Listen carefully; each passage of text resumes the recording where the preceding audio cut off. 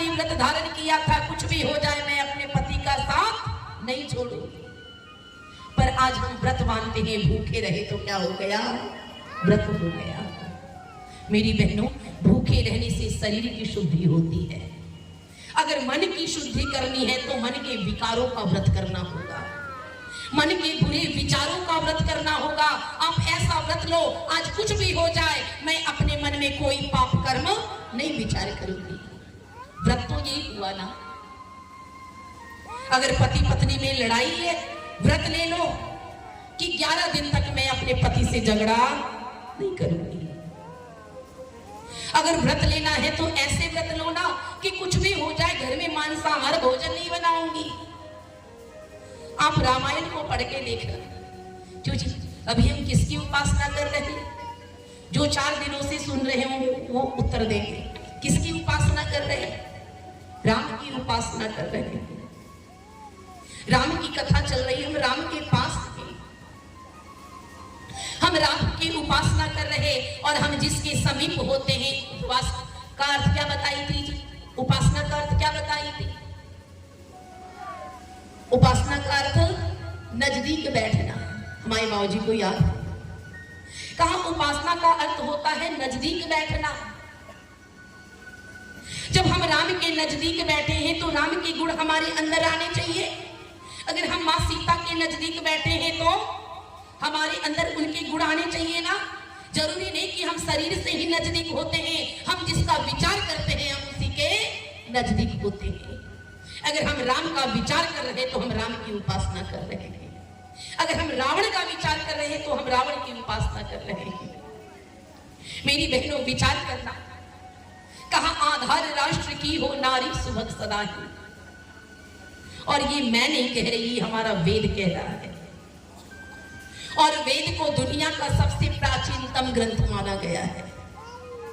माना क्या गया ये तो है, आप हमारे जितने भी शास्त्र हैं सब देखो संस्कृत में लिखे हैं, क्योंकि हमारी सबसे प्राचीन भाषा कौन है? संस्कृत है। और हम देखते हैं वेद कहता है आधार राष्ट्र की हो नारी सुभग सदा ही। अगर राष्ट्र का कोई आधार है तो नारी तू ही राष्ट्र का आधार है। अगर राष्ट्र का निर्माण कहीं होता है तो माताओं की कोख में ही राष्ट्र का निर्माण होता है। मेरी बहनों, विचार करना। वो अनुपम शक्ति जो परमपिता परमात्मा ने तुम्हें दी है उसे पहचानने का प्रयास करना। वो कौन सी शक्ति परमपिता परमात्मा ने दी है? याद आता है वो मुझे करतार सिंह सरावा। वो करतार सिंह सरावा याद आता है। कहते हैं जिस दिन उसे फांसी की सजा पड़ने वाली थी, वो प्रातः काल उठा, संध्या हवन किया, दंड बैठक किया। उस दृश्य को देखकर जेलर कहता, ओ करतार, आज तो तुझे फांसी की सजा पड़ने वाली है, फिर ये संध्या हवन दंड बैठक क्यों कर रहा? वो करतार सिंह उत्तर देता है, ओ जेलर साहब, ये तो मैं अगले जन्म की तैयारी कर रहा, ताकि मैं अगले जन्म में फिर करतार सिंह सरावा बन के पैदा हो और एक एक अंग्रेजों को देश के मान लगाऊं। ये तो मैं अगले जन्म की तैयारी कर रहा। वो जेलर कहता है, करतार, मैंने तेरे कर्मों को देखकर मैंने ये तो मान लिया कि तेरा जन्म मनुष्य में होगा। मैंने तेरे कर्मों को देखकर, तेरे पुरुषार्थ को देखकर, तेरी ईमानदारी, तेरी भावना को देखकर, तेरे चरित्र को देखकर मैंने ये मान लिया कि तेरा जन्म मनुष्य में होगा। पर बेटे एक बात बता, क्या जरूरी है कि तेरा जन्म पुरुष में ही हो सकता है तेरा जन्म नारी में हो। मेरी माताओं, फिर करतार क्या उत्तर देता है जरा ध्यान से सुनना और अपने आप पर गर्व महसूस करना। वो करतार सिंह सरावा उत्तर देता है, ओ जेलर साहब, एक बात याद रखना, अगर मेरा जन्म पुरुष में हुआ तो एक करतार सिंह सरावा तैयार होगा, अगर मेरा जन्म नारी में हुआ तो 10 करतार सिंह सरावा को तैयार कर दूंगा। मेरी बहनों, विचार करना, उस परमपिता परमात्मा ने अनुपम गुण हमें दिया है। शतपथ ब्राह्मण कहता है, मातृवान पितृवान आचार्यवान पुरुषो वेद। अगर प्रथम गुरु कोई है तो वो कौन है? माँ है। क्यों जी, मैंने बताया, आप सबको को याद नहीं है? प्रथम गुरु किसे बताया? माँ को। ये मैं नहीं कह रही, शतपथ ब्राह्मण कहता है, वेद कहता है। कहा 11 उपनिषद यही कहते हैं, माँ तू निर्माण कर्त्री है और प्रथम गुरु तू है। चारों वेद भी यही कहता है, 18 पुराण भी यही कहते हैं। कहते हैं शतपथ ब्राह्मण का वाक्य है, मातृवान पितृवान आचार्यवान पुरुषो वेदा। अगर प्रथम गुरु कोई है तो मां तू ही प्रथम गुरु है। कहा दूसरा गुरु कोई है तो वो पिता है। दूसरा गुरु पिता है और फिर तीसरा गुरु आचार्य को बताया। मेरी बहनों विचार करना, मेरे भाइयों विचार करना, प्रथम गुरु पिता को भी तो कहा जा सकता था। क्यों? प्रथम गुरु पिता को भी तो कहा जा सकता था, लेकिन नहीं कहा जा सकता। क्यों? पिता तो संतान को जन्म देने के बाद शिक्षा और संस्कार देता, पर मां तो गर्भ से ही बच्चे को शिक्षा और संस्कार देना प्रारंभ कर देती है। अगर प्रमाण देखना चाहते हो तो महाभारत के पन्नों को पलट के देखना। कहते हैं किस प्रकार अभिमन्यु ने चक्रव्यूह भेदन सीखा था। कैसे सीखा था? माता के गर्भ में ही सीखा था। कहते हैं जब पिता चक्रव्यूह के अंदर जाने की बात बता रहे थे तो मां जगी हुई थी और गर्भ में अभिमन्यु सुन रहा था, लेकिन जब चक्रव्यूह से बाहर निकलने की बात बता रहे थे तो मां सो चुकी थी, जिसका दुष्परिणाम हुआ अभिमन्यु चक्रव्यूह के अंदर तो चला गया पर चक्रव्यूह के बाहर नहीं निकल पाया। मेरी बहनों विचार करना, संतान के निर्माण में हमारा सोना जागना भी महत्वपूर्ण रखता है। अगर आप चाहते हो कि आपके बच्चे ब्रह्म मुहूर्त में जगे, अगर आप चाहते हैं आपके बच्चे ब्रह्म मुहूर्त में जगे, तो आप उसके कहो मत कि बेटे तू ब्रह्म मुहूर्त में जग, तुम जागना शुरू कर दो, उसे जगाने की जरूरत नहीं पड़ेगी। कहा माँ का सोना, माँ का जागना, माँ का हंसना, बोलना, चलना फिरना, हर चीज संतान को प्रभावित करता है। हर चीज को देखकर संतान का निर्माण होता है। मैंने पिछले दिन बताया था, इसे क्या कहते हैं जी? क्या कहते हैं? हमारी बहनों की बुद्धि बड़ी कमजोर है जी। इसे कहते हैं खोपड़ी। क्या कहते हैं? खोपड़ी। और क्यों कहते हैं खोपड़ी? क्योंकि इसमें जन्म जन्मांतर के संस्कार, जन्म जन्मांतर की स्मृतियां खोई पड़ी रहती है, इसीलिए इसे खोपड़ी कहते हैं। हम नन्हे से बच्चों के सामने अगर गलत हरकत करते हैं, गलत शब्दों का प्रयोग करते हैं, गलत खान पान करते हैं, गलत व्यवहार करते हैं, तो ये मत सोचना कि बच्चा सीख नहीं रहा है। अरे ये खोपड़ी है, ये सब सीख रहा है, क्योंकि वो पूर्व जन्म की शिक्षा संस्कार भी लेकर आया है। इसलिए मेरी बहनों विचार करना, विचार करना संतान का निर्माण हम कैसे करें, क्योंकि इस सृष्टि का निर्माता कोई है तो वो माता तू ही सृष्टि की निर्माता है। मां जैसी होती वैसा संतान होता है। शास्त्र कहता माता निर्माता भवति, वेद माता कहती है माता निर्माता भवति। माँ तू तो निर्माण कर्त्री होती है, माँ तू तो निर्माण कर्त्री है। माँ तू जैसा चाहे वैसे अपनी संतान को बना सकती। तू चाहे तो राम बना दे, तू चाहे तो रावण बना दे, तू चाहे तो कृष्ण बना दे, तू चाहे तो कंस बना दे। याद आती है वो घटना सुल्ताना डाकू के जीवन की। याद करना उस सुल्ताना डाकू को। कहते हैं जब वो पकड़ा गया उसे फांसी की सजा सुनाई गई, तो जज ने उससे अंतिम इच्छा पूछी। तो वो सुल्ताना डाकू कहता है कि मैं अंतिम बार अपनी माँ के गले लगना चाहता हूँ, मैं अंतिम बार अपनी माँ के गले लगना चाहता हूँ। कहते हैं सुल्ताना डाकू की माँ को बुलाया गया और सुल्ताना डाकू जो ही गले लगने जाता है वो नाक को दांत से काट लेता है, माँ की नाक को दांत से काट देता है। उस दृष्टि को देखकर जज कहता है ओ सुल्ताना, लोग मरते मरते पुण्य कमाना चाहते हैं और तू जाते जाते पाप कमा बैठा। माँ के सामने पश्चाताप करने के बजाय तूने माँ की नाक को ही काट लिया। वो सुल्ताना क्या उत्तर देता, मेरी बहनों ध्यान से सुनना। वो सुल्ताना कहता है जज साहब एक बात बताना, जब प्रथम बार मैं विद्यालय गया था और अपने मित्र की पेंसिल चुरा के लाया था तो माँ ने मेरा पीठ ठोक दिया। कहा वाह बेटे, अब तुझे एक सप्ताह पेंसिल खरीदने की जरूरत नहीं पड़ेगी। मेरी उत्साह बढ़ी, मेरा हिम्मत बढ़ा, मैंने दूसरे दिन पुस्तक उठा के लाई। अरे तीसरे दिन तो मैं पूरा बस्ता उठा के ले आया। माँ ने मुझे हृदय से लगा लिया और कहा बेटे तू पढ़ाई तो बिना खर्च के ही कर लेगा। जिस दिन मैं प्रथम दिन पेंसिल चुरा के लाया था, जब मैं प्रथम दिन अपने मित्र का पेंसिल चुरा के लाया था और उस दिन मेरी माँ ने एक थप्पड़ मारा होता और कहा होता बेटे चोरी करना पाप है, तो आज आपके सामने सुल्ताना डाकू खड़ा नहीं होता। मेरी बहनों विचार करना, आप अपने संतान का निर्माण करो, आप अपने संतान का निर्माण करो। आज हमारे देश में राम जैसी संतान देखने को नहीं मिल रही, आज हमारे देश में कृष्ण की जैसी संतान देखने को नहीं मिल रही। क्यों? क्योंकि आज हमारे देश में कौशल्या जैसी मां नजर नहीं आ रही है। याद रखना, जिस दिन मां अपने आप को कौशल्या बना दे और पिता अपने आप को दशरथ बना दे, उस दिन उसका बेटा राम खुद बन जाएगा। जिस दिन मां अपने आप को यशोदा बना दे और पिता अपने आप को नंद बना दे, उस दिन उसका बेटा कन्हैया खुद बन जाएगा। क्यों जी? कृष्ण की मां कौन थी? कृष्ण की मां कौन थी? आवाज नहीं आई। देवकी। उत्तर आ रहा देवकी। पर आपने शायद मेरे वाक्य पे ध्यान नहीं दिया। कहा माता निर्माता भवती। मां कौन होती है?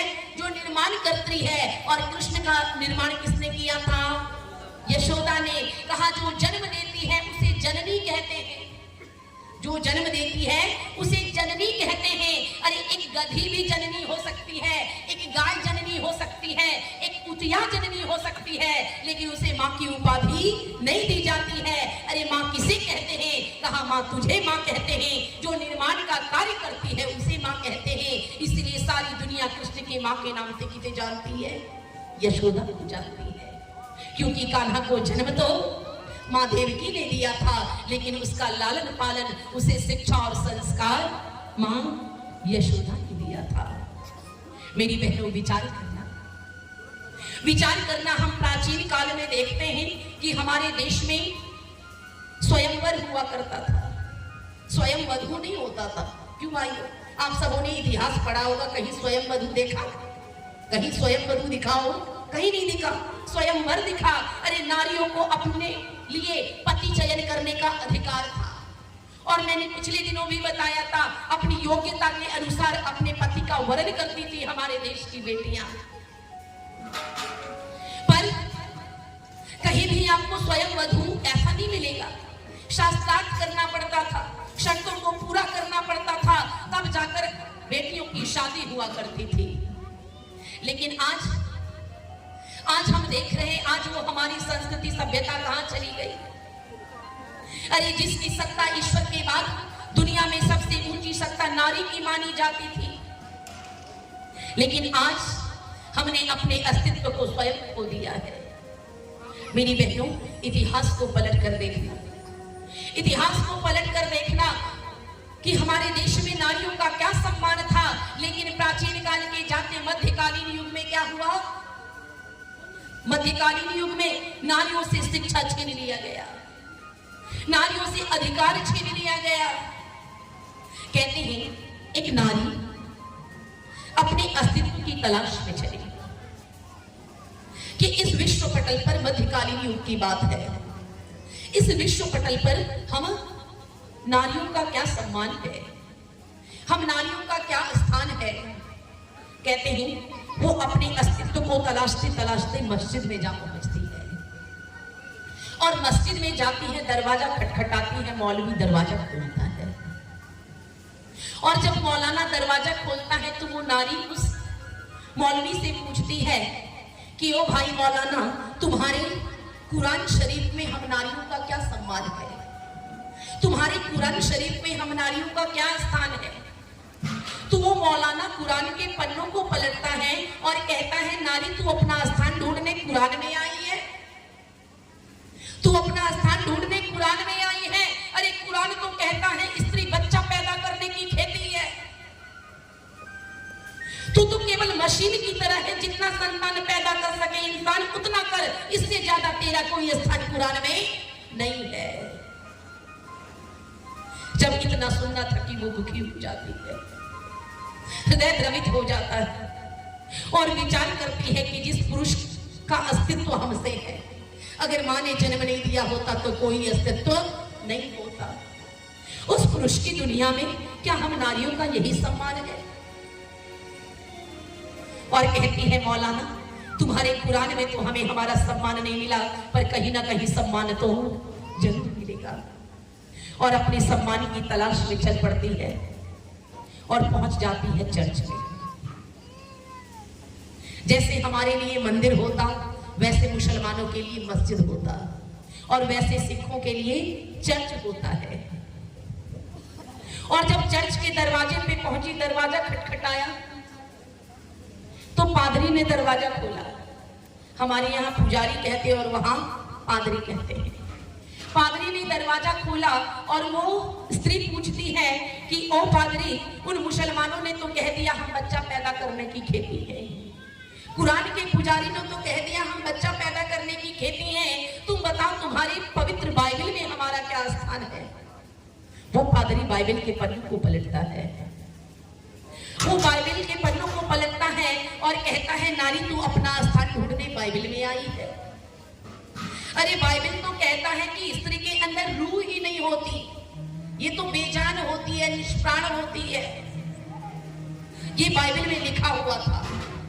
लेकिन एक बार की घटना है, कहते हैं कुछ स्त्रियों ने, सनातन धर्म की स्त्रियों ने, गुरुकुल की पढ़ी लिखी महिलाओं ने एक पादरी को खूब पीट डाला। और जब पादरी को खूब पीटा तो वो पादरी जाकर थाने में रिपोर्ट दर्ज कराया। और जब पेशी हुई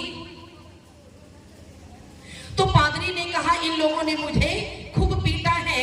तो वो महिलाएं कहती है, हमारी सनातन धर्म की बेटियां कहती है, अरे किस स्त्री ने पीटा है? तुम्हारी बाइबल में तो कहता है कि तेरा बाइबल तो कहता है स्त्री के अंदर रूह ही नहीं होती है, ये तो निष्प्राण होती है, फिर बेजान वस्तु तुम्हारी पिटाई कैसे कर सकती है? इस घटना के बाद बाइबल ने इस वाक्य को हटाना पड़ा। ये हमारा इतिहास है, ये हमारे सनातन धर्म की बेटियों का इतिहास है। इस घटना के बाद इस वाक्य को हटाना पड़ा कि नारी बेजान वस्तु है, निष्प्राण है। कहते हैं जब वो नारी सुनती है कि पादरी कहता है तेरे अंदर रूह ही नहीं है, तू बेजान है, बाइबल यही कहता है, वो नारी दुखी हो जाती है और कहती है कहीं ना कहीं तो सम्मान जरूर मिलेगा। हम अपने अस्तित्व की तलाश को बरकरार रखेंगे और सम्मान की तलाश में फिर आगे बढ़ती है और चलते चलते पहुंच जाती है कबीर साहब के पास। और कबीर साहब के पास जाकर कहती है, बाबा कुरान के पुजारियों ने तो कह दिया हम बच्चा पैदा करने की खेती है, बाइबल के पुजारी ने तो कह दिया हम निष्प्राण के बेजान है। बाबा तुम बताओ तुम्हारी नजरों में हमारा क्या स्थान है? कबीर साहब कहते हैं नारी की परछाई पड़त अंधा होत भुजंग, नारी की परछाई पड़त अंधा होत भुजंग, कबीरा उनकी क्या गति जो नित नारी के संग। कहा जब नारी की छाया सांप के ऊपर पड़ती है तो सांप अंधा हो जाता है, अरे उस पुरुष की क्या दुर्गति होती होगी जो नित नारी के संग में रहता है। इतना सुनना था कि वो और द्रवित हो जाती है और कहती है कबीर साहब तुमसे ये उम्मीद नहीं थी, और अपने अस्तित्व की तलाश को आगे बढ़ाती है और चलते चलते पहुंच जाती है पहाड़ पर। देखती है एक बाबा हाथ में कलम और किताब लेके बैठे हैं और उस बाबा से पूछती है, बाबा जो तुम ग्रंथ लिखने जा रहे हो उस ग्रंथ में हम नारियों का क्या सम्मान लिखोगे? उस ग्रंथ में हम नारियों का क्या स्थान होगा? तो वो लिखते हैं ढोल गवार शूद्र पशु नारी ये सब ताड़न के अधिकारी। कहा अगर ढोलक को खरीद के घर में रख दो और इसे ना पीटो तो ये पड़ी पड़ी खराब हो जाएगी। उसी प्रकार अगर नारी की भी पिटाई ना करो कभी कभार तो ये भी धरी धरी खराब हो जाएगी। इतना सुनना था कि वो और दुखी हो जाती और कहती है बाबा तुमसे ये उम्मीद नहीं थी। और वो बाबा कौन थे आप सबको पता है, जिसने हम नारियों का ये स्थान लिखा। और कहती है बाबा तुमसे ये उम्मीद नहीं थी, कहीं ना कहीं तो हमें हमारा सम्मान जरूर मिलेगा। और अपने सम्मान की तलाश में पहुंच जाती है शंकराचार्य के दरवाजे पर। शंकराचार्य के दरवाजे पर पहुंचकर कहती है बाबा उन कुरान के पुजारी ने तो कह दिया हम बच्चा पैदा करने की खेती है, उस पादरी ने तो कह दिया हम निष्प्राण हैं, तुलसी बाबा ने कह दिया हम पीटने योग्य हैं, हमारी परछाई को भी कबीर साहब ने पाप बताया। तुम बताओ तुम्हारी नजरों में हमारा क्या क्या सम्मान है। मेरी बहनों, वो शंकराचार्य कहते हैं, स्वयं प्रश्न करते हैं कि नरकस्य द्वार, नरक का द्वार क्या है, और स्वयं उत्तर देते हैं नारी नरकस्य द्वारम, नरक का अगर कोई द्वार है तो नारी तू ही नरक का द्वार है। इतने में भी जी नहीं भरा तो नारा लगा दिया, स्त्री शूद्रो नाधियताम, स्त्री और शूद्र को वेद पढ़ने पढ़ाने का अधिकार नहीं है, हमसे वेद पढ़ने का अधिकार छीन लिया गया। अरे आज भी मंचों पर बैठकर, व्यासपीठ पर बैठकर बोलते हैं कि नारियों को गायत्री मंत्र पढ़ने का अधिकार नहीं है। अरे हमारी सीता मैया को देखना, कोई दिन ऐसा नहीं होता था जिस दिन वो गायत्री मंत्र का पाठ नहीं करती थी। हमारी कौशल्या माँ को देखना, कोई दिन नहीं होता था जिस दिन वो गायत्री मंत्र का पाठ नहीं करती थी। अरे गुरुकुलों में जाकर देखो, सस्वर चारों वेदों के मंत्रों का पाठ हमारे देश की बेटियां कर रही। धिक्कार है ऐसे लोगों को जो हमसे वेद मंत्र पढ़ने का अधिकार छीनते हैं। मेरी बहनों, विचार करना। नारा लगा दिया, स्त्री शूद्रो नाधियताम, स्त्री और शूद्र को वेद पढ़ने पढ़ाने का अधिकार नहीं है। और ये नारा क्यों लगाया, किस चिढ़ में लगाया, वो घटना भी बताती हूँ। कहते हैं मंडन मिश्र और शंकराचार्य के बीच शास्त्रार्थ रखा गया, और जब शास्त्रार्थ रखा गया तो मंडन मिश्र की पत्नी भारती, जो बिहार की बेटी, आंध्र प्रदेश की बेटी थी, और मंडन मिश्र की पत्नी थी। शंकराचार्य और मंडन मिश्र के बीच जब शास्त्रार्थ हो रहा था तो निर्णायक के रूप में, अध्यक्ष के रूप में भारती को रखा गया, और कहा गया कि जो हारेगा उसे कहेगी भीख मांग कर खाओ, भिक्षा मांग कर खाओ, और जो जीतेगा शास्त्रार्थ में उसे स्वयं अच्छे अच्छे भोजन बनाकर खिलाएगी। शास्त्रार्थ हो रहा था, एक और शंकराचार्य बैठे थे और एक और मंडन मिश्र बैठे थे। दोनों के बीच शास्त्रार्थ हो रहा था। मंडन मिश्र हारने लगे और शंकराचार्य की जीत होने लगी। जब सब लोगों ने शंकराचार्य की जय, शंकराचार्य की जयकारा लगाना शुरू किए, वो मंडन मिश्र की पत्नी भारती खड़ी हो उठती है और कहती है, ओ शंकराचार्य, तूने तो अभी आधे अंग को हराया है, आधा अंग तो अभी बाकी है। देखो मैं भारती हूँ, मैं मंडन मिश्र की अर्धांगिनी हूँ, और आधा अंग कभी पूरा नहीं होता है। कहते हैं मंडन मिश्र की पत्नी भारती और शंकराचार्य के बीच शास्त्रार्थ होता है, फिर शंकराचार्य की हार होती है और मंडन मिश्र की जीत होती है। अरे ये हम नारियों का इतिहास हमारे भारतवर्ष में रहा है, और कहा जाता है स्त्री शूद्रो नाधियताम, और इसी चीड़ से ये वाक्य लगाया गया। जब शंकराचार्य को हरा दिया गया भारती ने, एक नारी ने, तो शंकराचार्य ने नारा लगा दिया, स्त्री शूद्रो नाधियताम, स्त्री और शूद्र को वेद पढ़ने पढ़ाने का अधिकार नहीं है। मेरी बहनों, विचार करना। कहते हैं वो नारी अपने अस्तित्व की तलाश में जब शंकराचार्य के पास गई तो शंकराचार्य कहते हैं, अरे नारी नरकस्य द्वारम, नारी तो नरक का द्वार है, इसे वेद पढ़ने का अधिकार नहीं है। इतना सुनना था। वो सोचती है जिस जीवन में सम्मान नहीं है, जिस जीवन में स्वाभिमान नहीं है, इस जीवन से अच्छी तो मृत्यु है, और मृत्यु को आलिंगन करने के लिए पहाड़ की ओर दौड़ती है। जब पहाड़ की ओर भागती भागती जाती है, कुछ पंडित गण बैठे हैं, कुछ संत गण बैठे हैं, चलते चलते गिर जाती है उस झुंड में और कहती है, बाबा सारी दुनिया ने ठोकर मार दी, बाबा सारी दुनिया ने ठोकर मार दी। किसी ने पीटने योग्य बताया, किसी ने बच्चा पैदा करने की खेती बताई, किसी ने बेजान बताया, किसी ने नरक का द्वार बताया, किसी ने हमारी छाया को भी पाप बताया। तुम बताओ बाबा, तुम जो ग्रंथ पढ़ रहे हो उस ग्रंथ में हम नारियों का क्या स्थान है? तुम्हारी दृष्टि में हम नारियों का क्या स्थान है? मेरी माताओं, मेरी बहनों, वो वेद के पुजारी खड़े होते हैं और कहते हैं, नारी तू अपना स्थान ढूंढने आई है, इस विश्व पटल पर तू अपना स्थान ढूंढने आई है। अरे वेद के पन्नों को पलट के देखो, वेद कहता है अगर धन की कोई देवी है तो माँ लक्ष्मी के रूप में तू ही धन की देवी है, विद्या की कोई देवी है तो माँ सरस्वती के रूप में तू ही विद्या की देवी, बल की कोई देवी है तो माँ दुर्गा के रूप में तू ही बल की देवी है, अन्न की कोई देवी है तो माँ तू ही अन्नपूर्णा है, तू ही अन्न की देवी है। तू अपना स्थान ढूंढने आई है और मनु भगवान के वक्तव्य को गुंजायमान कर देता है, यत्र नार्यस्तु पूज्यन्ते रमन्ते तत्र देवता, जहां नारियों की पूजा होती है वहां देवता वास करते हैं। मेरी बहनों, इतना सम्मान अगर किसी ने दिलाया है तो हमें हमारे सनातन ने दिलाया है।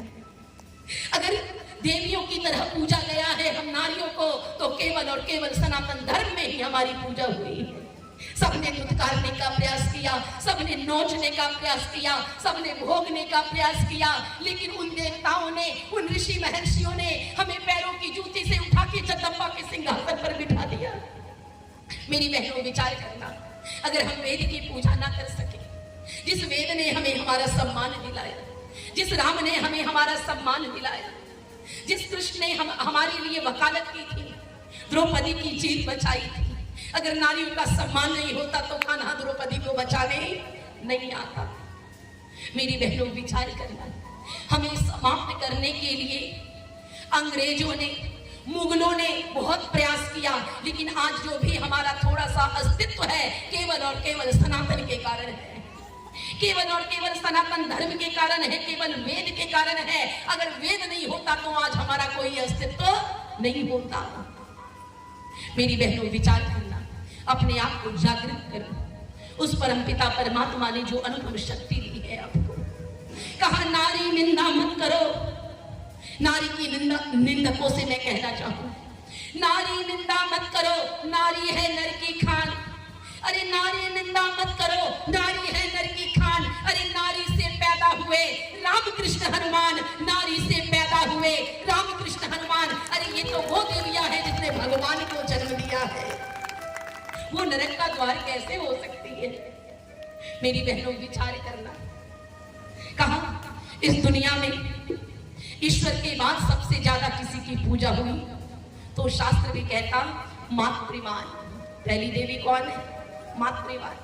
मातृदेवो भव, प्रथम देवी मातृदेवो भव। मैंने 5 देवताओं के बारे में बताया था ना, अगर देवी देवताओं की पूजा करना चाहते हो तो इन 5 देवताओं को प्रसन्न रखो। पहला कौन? कहा मातृदेवो भव। पहला मातृदेवो भव, दूसरा पितृदेवो भव, तीसरा आचार्य देवो भव, चौथा अतिथि देवो भव, और 5वां पति के लिए पत्नी और पत्नी के लिए पति देवता होते हैं। मेरी बहनों, विचार करना, अगर ये दर्शन किसी का है तो ये हमारे सनातन का दर्शन है, ये दृष्टिकोण किसी का है तो ये वेदों का दृष्टिकोण है। आप पूरी रामायण पढ़ के देखना, कभी सीता से तेज आवाज में प्रभु राम ने बात नहीं किया था। क्यों? इतना सम्मान करते थे, जैसे माँ कौशल्या का सम्मान करते थे, जैसे माँ कैकेयी का सम्मान करते थे, वैसे ही अपनी पत्नी का भी सम्मान करते थे। लेकिन आज हमारे घर में क्या हो रहा है? कोई दिन नहीं होता जिस दिन पति पत्नी में लड़ाई नहीं होती है। देखो, झगड़ा भी जरूरी है, पति पत्नी के बीच झगड़ा भी जरूरी है।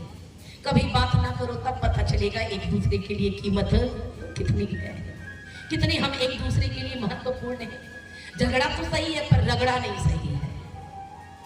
एक होता है झगड़ा जो लड़ लिए 2 मिनट के बाद मुस्कुरा के बात कर दिए, इसे कहते हैं झगड़ा। और एक होता है रगड़ा, एक ही कमरे में महीनों बिता देते पर पत्राचार चलता है।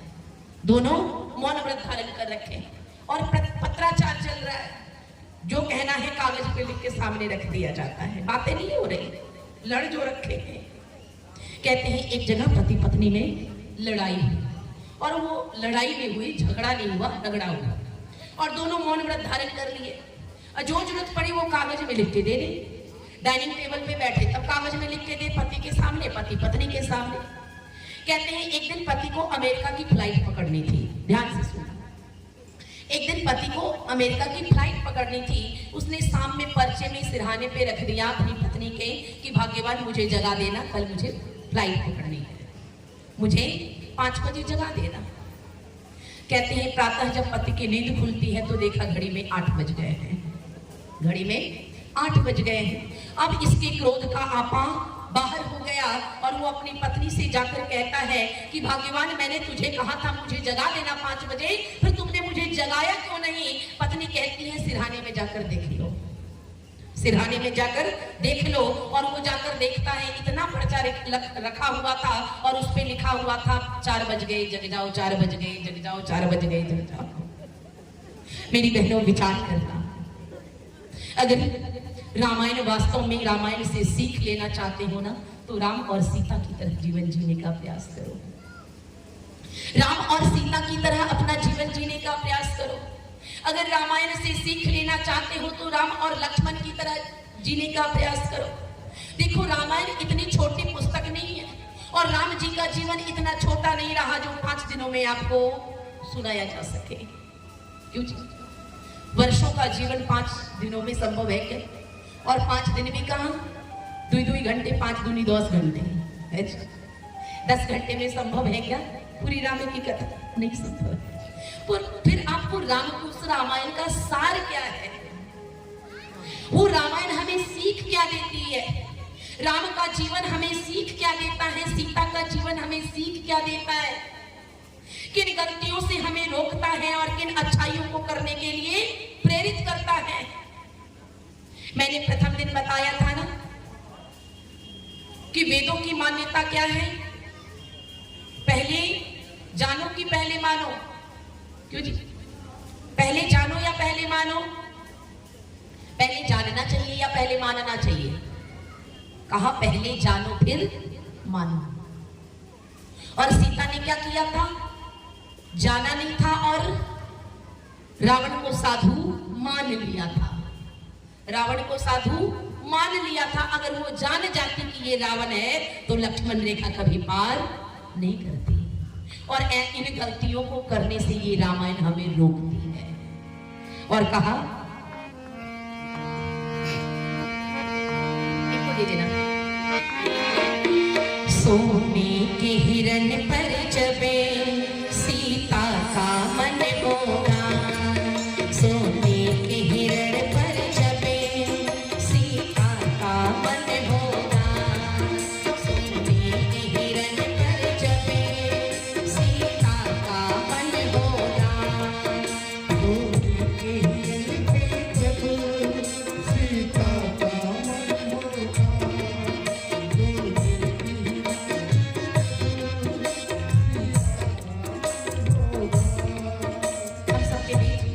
राष्ट्रीय स्वयंसेवक संघ पडरौना के सह जिला कार्यवाह श्रीमान व्यास नारायण जी भाई साहब, सह जिला शारीरिक प्रमुख RSS अमर जी, भाजपा नेता अजय राय जी, मंडल अध्यक्ष श्रीनिवास जी उपस्थित हैं।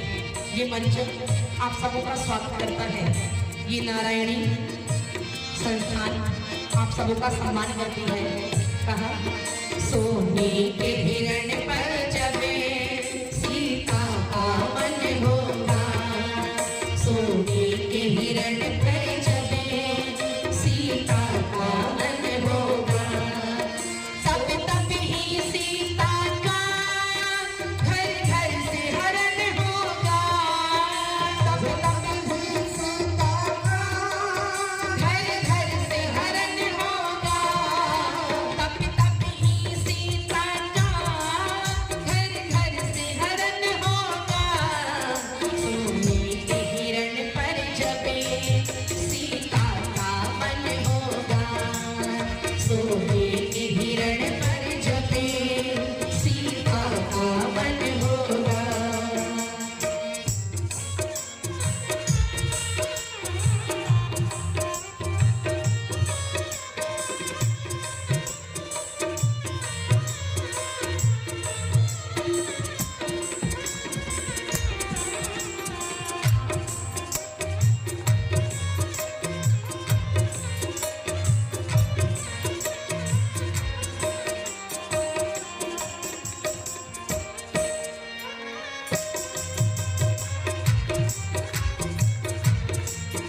अपनी सुंदरता पर नारे इतराएगी, अपनी सुंदरता पर नारे इतराएगी, अपनी सुंदरता पर नारे इतराएगी, अपनी सुंदरता पर नारे इतराएगी, विच्छेद अवश्य उसका, विच्छेद अवश्य उसका, नासिका करण होगा, विच्छेद अवश्य उसका, नासिका करण होगा, सोने के हिरण पर जबे सीता का मन होगा, सोने के हिरण पर जबे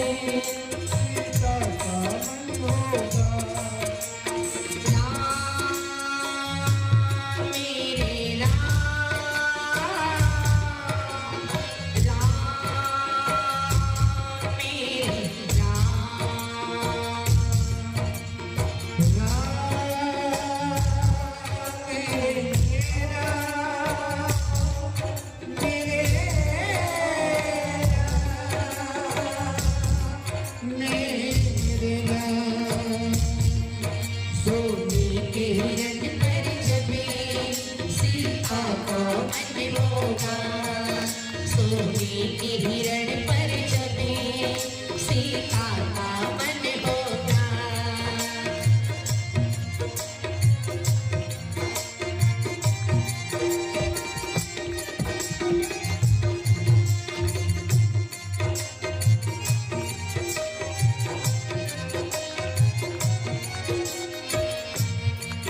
जो राम को लाए हैं हम उनको लाएंगे, जो राम को लाए हैं हम उनको लाएंगे, जो राम को लाए हैं हम उनको लाएंगे।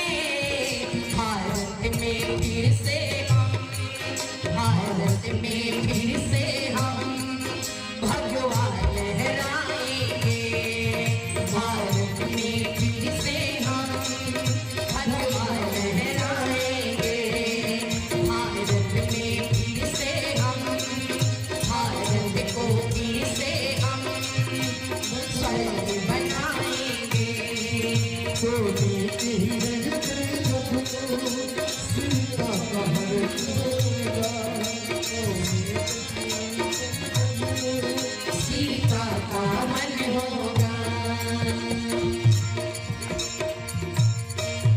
अभिमान में भाई को भाई ठुकराएगा, अभिमान में भाई को भाई ठुकराएगा, अभिमान में भाई को भाई ठुकराएगा, अभिमान में भाई को भाई ठुकराएगा।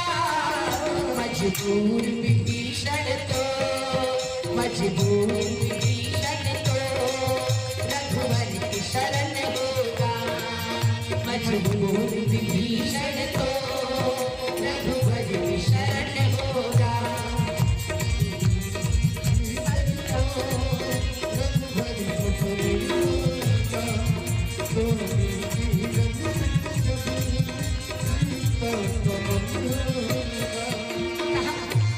वेदों की आज्ञा को ठुकराई, मनुस्मृति की आज्ञा को ठुकराया, नारी का अपमान किया, जिसका दुष्परिणाम क्या हुआ? नारी का स्वभाव में अपमान अगर होगा,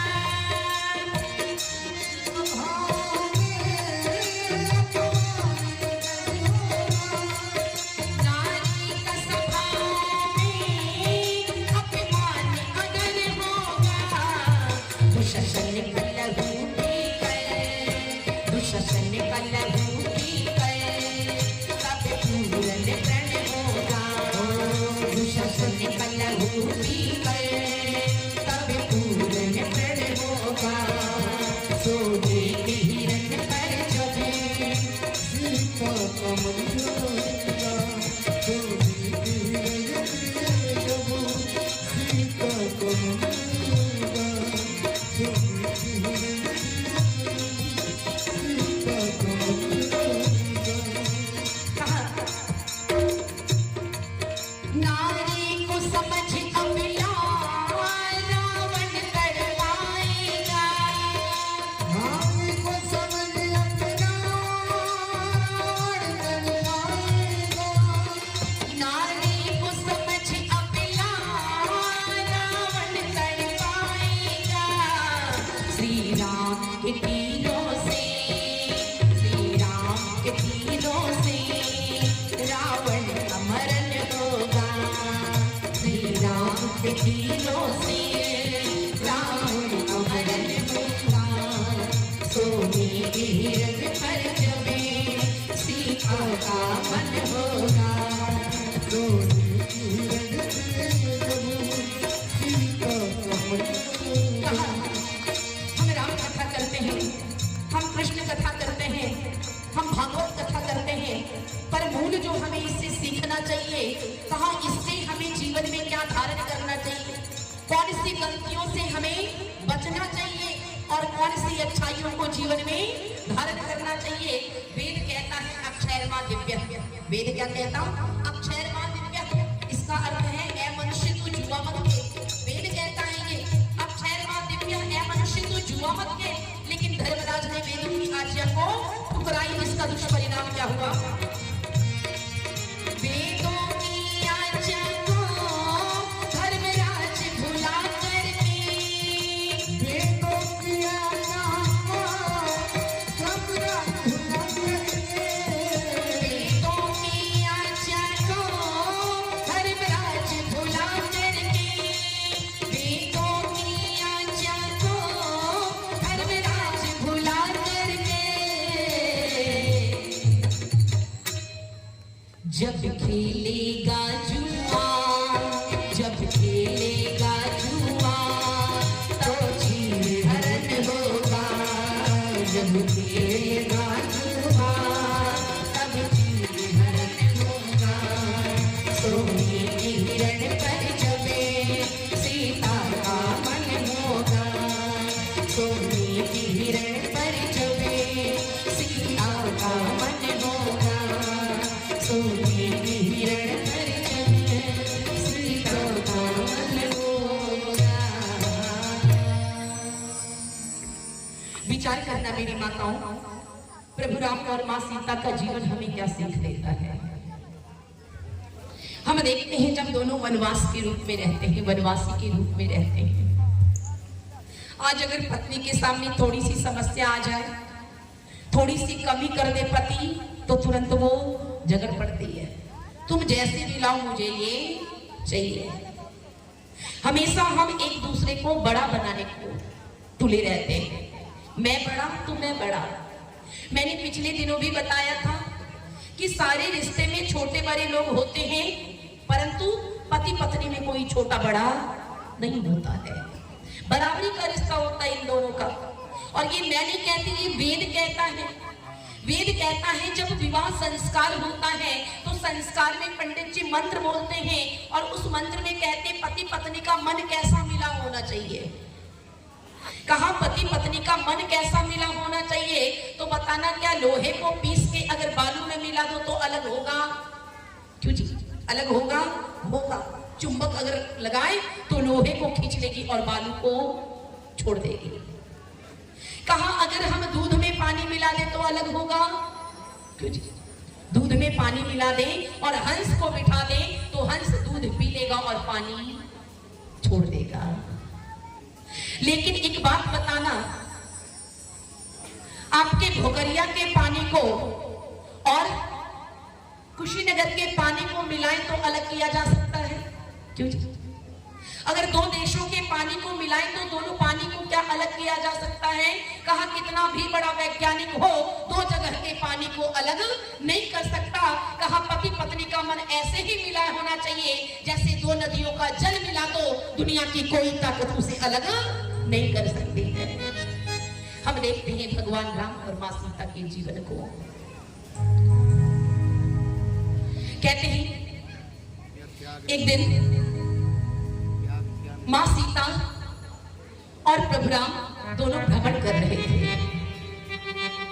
वन में जब भ्रमण कर रहे थे तो अचानक से एक ठूठे पेड़ पर दृष्टि भगवान राम की पड़ी। बिल्कुल सूखा पेड़ खड़ा था और उसके ऊपर एक लता अपनी छटा बिखेर रही थी। भगवान राम कहते हैं भाग्यवान, देख इस पेड़ की क्या औकात है। इस पेड़ में ना रंग है, ना रूप है, ना गुण है, ना गंध है, लेकिन देखो इस लता ने इसका साथ दिया तो इसकी शोभा को भी बढ़ा दिया। माँ सीता समझ गई कि प्रभु राम अपने आप को ठूठा पेड़ और मुझे हरी भरी लता बता रहे हैं।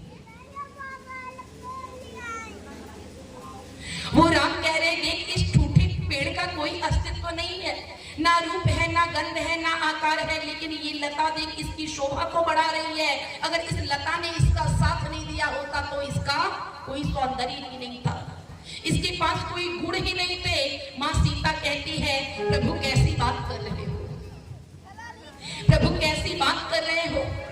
अगर इस पेड़ ने इस लता को सहारा नहीं दिया होता तो इस लता की इतनी औकात नहीं थी कि गगनचुंबी को चूम सके। अरे महान तो ये पेड़ है जिसने लता को सहारा दिया। राम कह रहे ना सीती, महान तो ये लता है, महान तो ये लता है जिसने पेड़ के सौंदर्य को निखार दिया, जिसने बेजान पेड़ में जान भर दी। और मां सीता कह रही ना प्रभु, भाग्यशाली तो ये लता है जिसे पेड़ ने सहारा दिया। अब दोनों एक दूसरे को कह रहे मैं भाग्यशाली हूं तुम्हें पाकर, तो मैं भाग्यशाली हूं तुम्हें पाकर, लेकिन साहित्यिक भाषा में वार्तालाप चल रही है, प्रकृति का उदाहरण देकर वार्तालाप चल रहा है। अब फिर राम कहते हैं ऐसा करो, लक्ष्मण जी को बुलाते हैं। लक्ष्मण जी को बुलाते हैं, वो निर्णय करेगा कि भाग्यशाली पेड़ है या भाग्यशाली लता है। लक्ष्मण जी को बुलाया गया।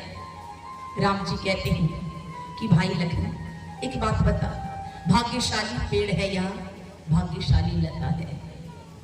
देख, इस पेड़ का तो कोई अस्तित्व ही नहीं है, पर इस लता ने इसके सौंदर्य को बढ़ा दिया है।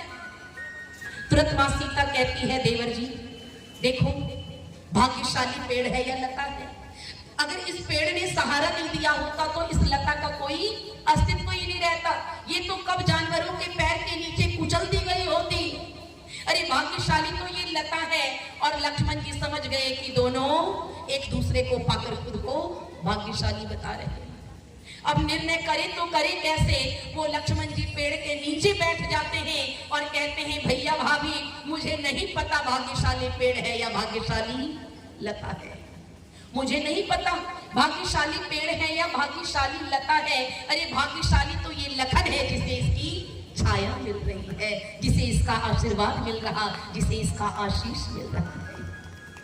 मेरी बहनों, विचार करना, रामायण हमें ये सीख देती है कि हमें एक दूसरे के सम्मान को बढ़ाना चाहिए। मेरी बहनों, विचार करना, हम भाई भाई के प्रेम को देखते हैं। अगर भाई भाई के प्रेम को देखना है, रामायण से कुछ सीखना है, तो राम लक्ष्मण के प्रेम को देखना। कहते हैं जब लक्ष्मण जी के सीने में वाण लग जाता है, लक्ष्मण जी के सीने में वाण लग जाता है, तो इलाज के लिए किसे बुलाया जाता जी? सुषैण वैद्य को। सुषैण वैद्य को बुलाया जाता है और सुषैण वैद्य उस लक्ष्मण के सीने के घाव को देखते हैं और वैद्य के मुख से निकल पड़ता है, अरे लक्ष्मण के सीने में तो बहुत बड़ा घाव है, इसे दर्द बहुत हो रहा होगा। बगल में बैठा जामवंत कहता है, ओ सुषैण वैद्य, अगर घाव देखना है तो लक्ष्मण के सीने में देख, अगर दर्द पूछना है तो भैया राम से पूछो कि लक्ष्मण को कितना दर्द हो रहा। मेरी बहनों, विचार करना, मेरे भाइयों, विचार करना, अगर भाई भाई के बीच इतनी गहराई प्रेम में नहीं है तो रामायण सुनने का कोई लाभ नहीं है। विचार करना, हमने देखा कि राम और लक्ष्मण के बीच इतना गहरा प्यार कैसे आया, तो मुझे लगा मैंने रामायण में कुछ पीछे छोड़ आई। फिर मेरी दृष्टि उस पन्ने पर पड़ी जब लक्ष्मण मां सुमित्रा के पास जाते हैं। जब लक्ष्मण मां सुमित्रा के पास जाते हैं और कहते हैं मां मुझे आदेश दो, मां मुझे आशीर्वाद दो, मैं अपने भैया भाभी की सेवा के लिए 14 वर्षों के लिए वनवास जा रहा हूं। वो मां सुमित्रा कहती है, वो मां सुमित्रा कहती है, बेटे तू 14 वर्षों के लिए वनवास जा रहा, एक बात बता, क्या इन 14 वर्षों में तुझे तेरे पिता की याद आएगी या नहीं आएगी? लक्ष्मण जी कहते हैं, मां तू ये कैसी बात कर रही है? मां मुझे मेरे पिता की तो बहुत याद आएगी। फिर आंखों में आंसू लिए मां सुमित्रा लाल के चेहरे को दोनों हाथों से पकड़ती है और कहती है, बेटे तुझे इन 14 वर्षों में तुझे तेरे पिता की तो याद आएगी, क्या तुझे इस अभागन मां की भी याद आएगी? लक्ष्मण मां के सीने से लिपट जाते हैं और कहते हैं, मां कोई दिन ऐसा नहीं होगा, कोई पल ऐसा नहीं होगा जिस दिन मुझे तेरी याद ना। मेरी माता, उस समय मां सुमित्रा क्या उपदेश देती है अपने लखन को, जरा ध्यान से सुनो। वो मां अपने लखन से कहती है, बेटे एक बात याद रखना, जब तुझे तेरे पिता दशरथ की याद आए तो अपने भैया राम में अपने पिता को देखना, और जब तुझे तेरी मां सुमित्रा की याद आए तो अपनी भाभी सीता में अपनी मां को देखना। विचार करना मेरी बहनों, जब मां ऐसे उपदेश देने वाली हो तो राम लक्ष्मण में ऐसा प्यार क्यों नहीं होगा? पर आज माँ कैसे उपदेश दे रही, आज भी उपदेश दे रही। एक माँ के 2 बेटे, एक बेटा 3 साल का, एक बेटा 5 साल का। छोटे बेटे से माँ कह रही कि बेटा दूध पी ले। कुछ घरों में हम देखते हैं बच्चे खाने के लिए तरस जाते हैं और कुछ बच्चे खाना ही नहीं चाहते, कुछ घरों में खाना ही नहीं चाहते, पीछे पड़ना पड़ता। कहते हैं छोटे बेटे से माँ कह रही बेटा दूध पी ले, बेटा दूध पी ले, पर बेटा कह रहा मम्मी मैं दूध नहीं पीऊंगा। इतने में बड़ा बेटा आता और माँ कहती बेटा दूध पी ले, नहीं तो तेरा बड़ा भैया पी जाएगा। माँ ने क्या कहा, बेटा दूध पी ले नहीं तो तेरा बड़ा भैया पी जाएगा। इतना सुनना था कि पूरा गिलास क्षण भर में खत्म हो गया। मेरी बहन, ये बात छोटी सी है, पर बचपन से हम बच्चों के अंदर तेरा मेरा का भाव भर रहे हैं। भाई अपना भाई को देने के लिए तैयार नहीं है। और उस अयोध्या राज्य को याद करना, अरे फुटबॉल की भांति राज्य को बना दिया गया। इधर से राम लात मार रहे, इधर से भरत लात मार रहे, कह रहे भैया ये राज्य मेरा नहीं, ये राज्य तेरा है। और एक भाई कह रहा है भाई ये राज्य मेरा नहीं, ये राज्य तेरा है। रामायण हमें यही सीख देती है, राम का जीवन हमें यही सीख देता है, लक्ष्मण का भरत का जीवन हमें यही सीख देता है। अगर हमने ये सीख अपने जीवन में धारण नहीं की तो कथा का कोई लाभ नहीं है। मेरी बहनों विचार करना, विचार करना। आज किसी से पूछो बेटा कैसा चाहिए तो उत्तर क्या होगा, राम जैसा। क्यों बहनों, कोई ऐसी है जो रावण जैसा बेटा चाहती? कोई नहीं चाहता। सब चाहती कि बेटा हो राम जैसा। लेकिन आज हम खुद बनने को नहीं तैयार। मेरी बहनों, आज हम राम की इच्छा रखते हैं राम जैसा बेटा हो, पर मुझे दुख बस कहना पड़ रहा, आज तो माताओं की कोख में वो शक्ति नहीं है जो रावण का भी निर्माण करके दिखा दे। आज रावण का भी निर्माण करके दिखा दे, वो कोख में शक्ति नहीं है। मेरी बहनों विचार करना। आप सोचती होंगी बहन जी आप गुणगान राम का कर रही हो या रावण का? क्यों जी, दिमाग में जब ये वाक्य सुना होगा तो यही चल रहा होगा कि राम का गुणगान कर रही या रावण का। मेरी बहनों विचार करना, सीता का हरण किसने किया था? सीता का हरण किसने किया था? रावण। और रावण सीता को हरकर कहां ले गया था? कहां ले गया था? लंका ले गया था, और लंका की अशोक वाटिका। और अकेली सीता रावण के राज्य में रही। और कितने दिनों तक रही पता? जब वाल्मीकि रामायण को गूढ़ता से पढ़ोगे ना तो पता चलेगा 6 महीना 19 दिन तक मां सीता रावण के राज्य में रही। 6 महीना 19 दिन तक। और रावण लंका का राजा है, और वो सीता को चाहता है कि सीता तू मेरी हो जा, सीता तू मेरी हो जा। वो दोनों हाथ जोड़कर मना रहा, सीता तू मेरी हो जा, सीता तू मेरी हो जा। एक बात बता, क्या रावण जो चाहता सीता के साथ कर नहीं सकता था? क्या जबरदस्ती उसे अपनी पटरानी नहीं बना सकता था? लेकिन वो हाथ जोड़ता रहा, मनाता रहा, तू मेरी सीता हो जा, सीता तू मेरी हो जा, पर कोई जबरदस्ती करने का प्रयास नहीं किया। मेरी बहनों विचार करना, 6 महीना 19 दिन तक दुश्मन के राज्य में रहकर सीता जैसी गई वैसी ही आई। आज घरों में बेटियां बाप से सुरक्षित नहीं है, बहन भाई से सुरक्षित नहीं है, भरी बस में लड़की की इज्जत लूटी जाती है। यहाँ तक कि दूध मुहे बच्चियों को ये दंडे बकसने को तैयार नहीं है, और कहते हैं क्या, घर घर बैठा मार कुंडली, जाऊं तो मैं कहां जाऊं, घर घर में है रावण बैठा, इतने राम कहां से लाऊं। मेरी बहनों, अगर हमारे देश में आज हमारे घरों में अगर रावण भी बैठा होता तो आज हमारे देश में बलात्कार के केस देखने को नहीं मिलते। मेरे भाइयों बताना, क्या आज घरों में रावण है? आज घरों में रावण भी नहीं है। अरे हमारे देश में अगर चित्र भी कोई धारण करता था तो उसका चरित्र बदल जाता था। इसका प्रमाण देखना चाहते हो? कहते हैं एक दिन रावण उदास बैठा था। एक दिन रावण उदास बैठा था। मेघनाद ने देखा, मेघनाद देखा और पूछता है महाराज क्या हुआ, ऐसे नाराज क्यों बैठे हो, उदास क्यों बैठे हो, कौन सी पीड़ा है? तो वो रावण कहता है कि मैं सीता को हाथ जोड़कर मना कर थक गया, पर मेरी ये होने को तैयार नहीं है। तो वो मेघनाद कहता है कि महाराज तुम तो बहुरूपिया कला जानते हो, बहुत सारे रूप बदलना जानते हो, फिर तुम राम का रूप धारण करके सीता के पास चले जाओ और सीता राम समझकर तुम्हें स्वीकार कर लेगी। वो रावण कहता है मेघनाद मैंने ये भी करके देख लिया, मैंने ये भी करके देख लिया, मेघनाथ पूछता है फिर क्या हुआ महाराज, फिर क्या हुआ? वो रावण कहता है जब मैंने राम का रूप धारण किया तो हर पराई स्त्री मुझे माँ और बहन के समान नजर आने लगी। मेरे भाइयों विचार करना, अगर कोई चित्र भी धारण करता था तो उसका चरित्र बदल जाता था। लेकिन आज हम रामायण का पाठ कर रहे, राम कथा कर रहे, पर हमारे चरित्र में कोई परिवर्तन नहीं आया।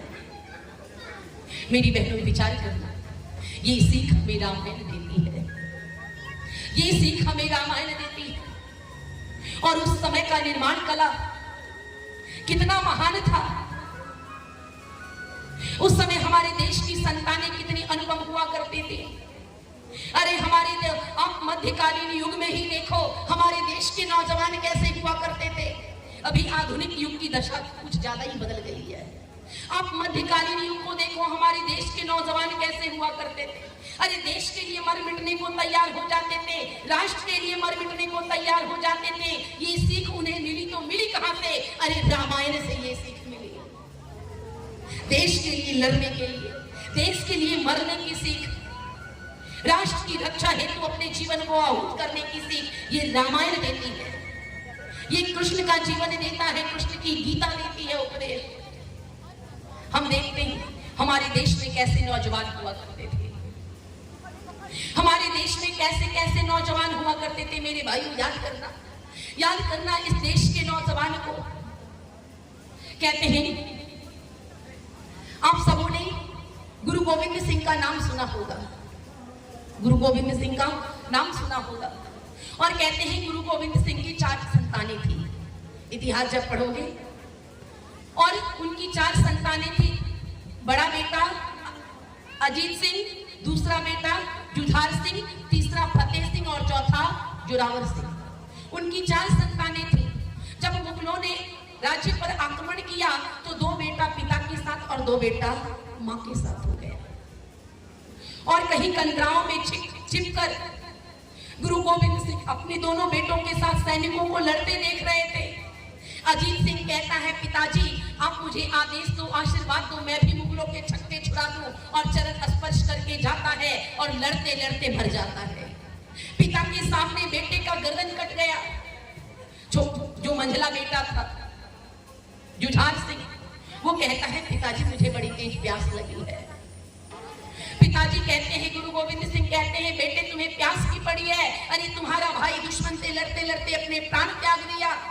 अगर तुम्हें प्यास बुझानी है तो जा अपने दुश्मनों के खून से बुझा। और दूसरा बेटा भी गया, लड़ते लड़ते अपने प्राण त्याग दिया। मेरे भाइयों विचार करना, पिता के सामने 2 जवान बेटे देश की बलिवेदी पर कुर्बान हो गए, पर पिता घबराया नहीं, उसका हृदय द्रवित नहीं हुआ। क्यों? क्योंकि कहा अगर सबसे पहला धर्म मनुष्य का कोई है तो वो राष्ट्र धर्म है। अगर राष्ट्र धर्म के लिए अपनी बलिदानी भी देनी पड़े तो हंसते हंसते बलिदान कर देना। और ऐसे बलिदानियों से पूरा भारतवर्ष का इतिहास भरा पड़ा है। कहते हैं जो 2 बेटे थे फतेह सिंह और जोरावर सिंह, एक बेटा 8 साल का, एक बेटा 5 साल का। और इनको मुगलों ने पकड़ लिया। इनके सामने शर्त रखी, या तो तू इस्लाम धर्म कबूल कर ले, या तो तू इस्लाम धर्म कबूल कर ले, या फिर तुम्हें दीवार में चिनवा दिया जाएगा। माँ कहती है बेटे तू इस्लाम धर्म कबूल कर ले, कम से कम तुम्हें जिंदा देखकर मुझे तसल्ली तो मिलेगी। पर वो नन्हा सा बालक कहता माँ एक बात बता, क्या मैं इस्लाम धर्म कबूल कर लूं तो मृत्यु मुझे नहीं आएगी? जब इस्लाम धर्म कबूल कर लूंगा मुझे मृत्यु नहीं आएगी। माँ कहती ना बेटे मरना तो ऐसे भी है, मरना तो वैसे भी है। वो नन्हा सा बालक कहता माँ फिर मैं धर्म को बेच के क्यों मरूं? मैं धर्म के लिए क्यों ना मर जाऊं? धर्म के लिए खुद को बलिवेदी पर कुर्बान क्यों ना कर जाऊं? और मेरी बहनों, उन मुगलों ने उन दोनों बेटों को दीवार में छिड़वाया। बड़ा बेटा थोड़ा लंबा था, छोटा बेटा थोड़ा छोटा था। कहते हैं जब छोटे के गर्दन तक आती दीवार और बड़े के सीने तक आती है तो बड़े भाई के आंख में आंसू आ गए, बड़े भाई के आंख में आंसू आ गए।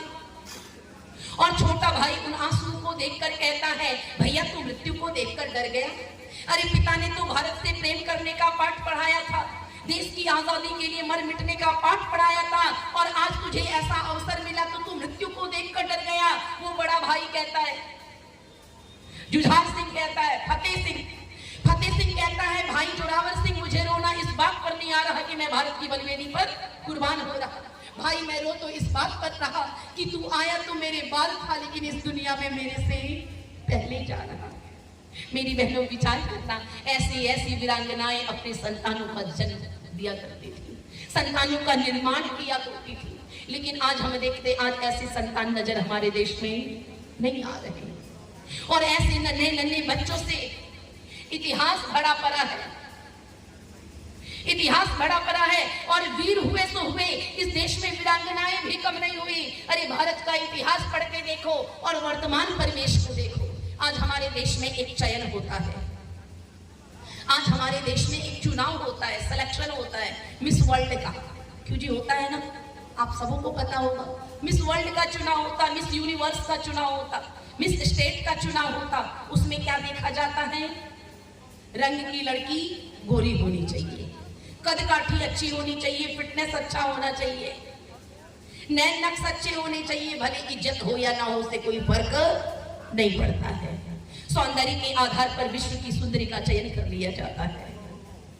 मेरी बहनों, अगर विश्व की सुंदरी को देखना चाहती हो, अगर भारतवर्ष की सुंदरी को देखना चाहती हो, तो याद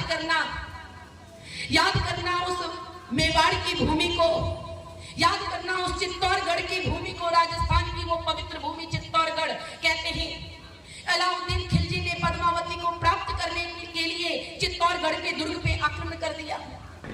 और जब चित्तौड़गढ़ के दुर्ग पर आक्रमण किया तो उस पद्मा को पता चला कि मुझे प्राप्त करने के लिए अलाउद्दीन खिलजी ने दुर्ग पर आक्रमण किया है। तो मेरी बहनों, 1-2 चिताएं नहीं तैयार हुई, 100-200 चिताएं तैयार नहीं हुई, 1000-2000 चिताएं नहीं तैयार हुई, 14,000 चिताएं तैयार हुई। और 14,000 चिताओं में 14,000 युवतियों ने अपने आप को जलाकर भस्म कर दिया, पर किसी मुगल के हवस का शिकार होना पसंद नहीं किया। और जब अलाउद्दीन खिलजी चीखता आया, चिल्लाता आया, ओह मेरी सुंदरी पद्मा, ओह मेरी सुंदरी पद्मा, मेरी सुंदरी पद्मा कहाँ है? कहते हैं जो सबसे सुंदर चिता सजाई हुई थी वहां जाता है, देखता है एक बूढ़ी महिला खड़ी है। वहां एक बूढ़ी महिला खड़ी है और वो बुढ़िया से पूछता है, ओ बुढ़िया बता मेरी पद्मा कहाँ है, मेरी सुंदरी पद्मा कहाँ है? वो चिता के राख को उठाती है और अलाउद्दीन खिलजी के मुंह पर फेंकती है और कहती है ले ये तेरी सुंदरी पद्मा है। ओ अलाउद्दीन खिलजी, मेरी पद्मा ने जाते जाते तेरे लिए एक संदेश दिया है, मेरी पद्मा ने जाते जाते तेरे लिए एक संदेश दिया है। वो अलाउद्दीन खिलजी व्याकुल होता हुआ पूछता है, बता बुढ़िया मेरी पद्मा ने मेरे लिए क्या संदेश दिया है? वो बुढ़िया पद्मा के वक्तव्य को कहती है, ओ अलाउद्दीन खिलजी, ओ अलाउद्दीन खिलजी, जिसे तू पाना चाहता है उसे तू पा नहीं सकता, जिसे तू पाना चाहता है उसे तू पा नहीं सकता। जो भोजन शेर का है कुत्ता खा नहीं सकता, जो भोजन शेर का है कुत्ता खा नहीं सकता। मेरी बहनों, कहते हैं विचार करना, ऐसी सुंदरियां हमारे देश में हुआ करती थी। अरे अपने आप को जलाकर भस्म कर दिया, पर किसी मुगल के हवस का शिकार होना पसंद नहीं किया। और इतना कहकर वो बुढ़िया भी उसी चिता में कूद जाती है। मेरी बहनों, अगर विश्व की सुंदरी को देखना चाहते हो, कहते हैं मजाक मजाक में जीजा ने दुर्गा का हाथ पकड़ लिया, मजाक मजाक में जीजा ने दुर्गा का हाथ पकड़ लिया और दुर्गा तलवार तान देती है, जीजा तेरी इतनी हिम्मत कि तूने मेरे हाथ को पकड़ लिया।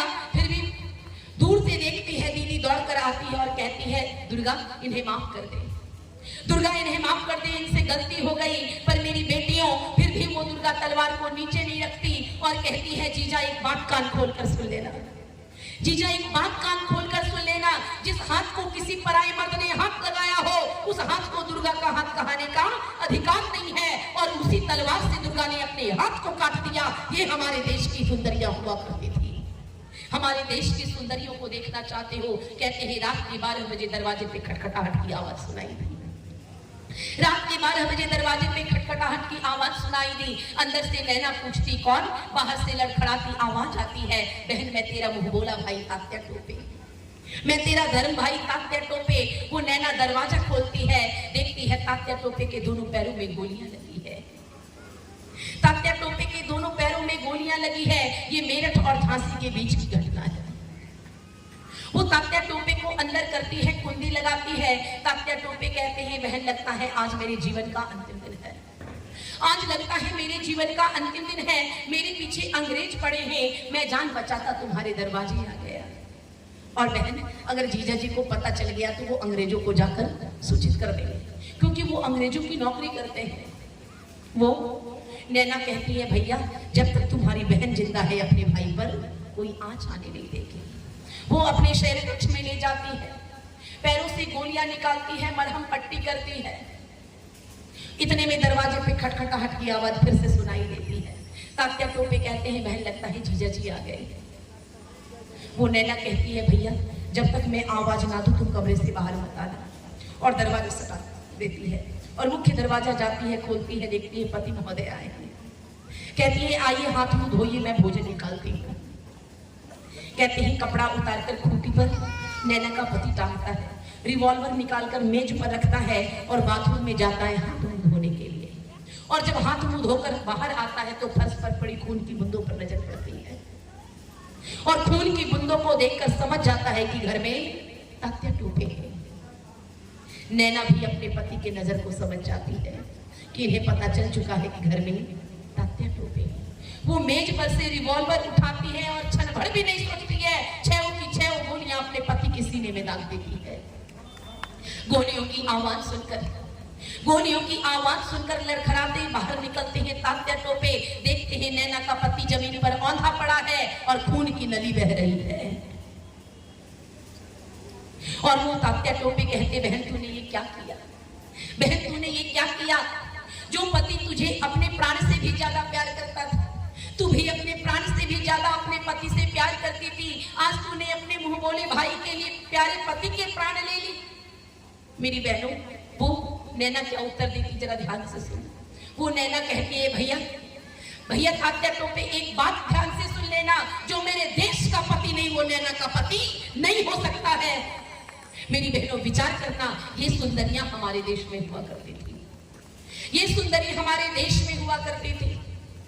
अगर देश की सुंदरियों को देखना चाहते हो याद करना उस मीना बाजार को जो अकबर लगवाया करता था, 9 रोजों का मेला लगवाया करता था अकबर, और उस मेले में मीना बाजार लगवाया करता था, और उस मीना बाजार में शहर की जितनी भी युवतियां थी सब बाजार करने जाती थी, और उसी बाजार में अकबर भी बुर्का पहन के घूमता था।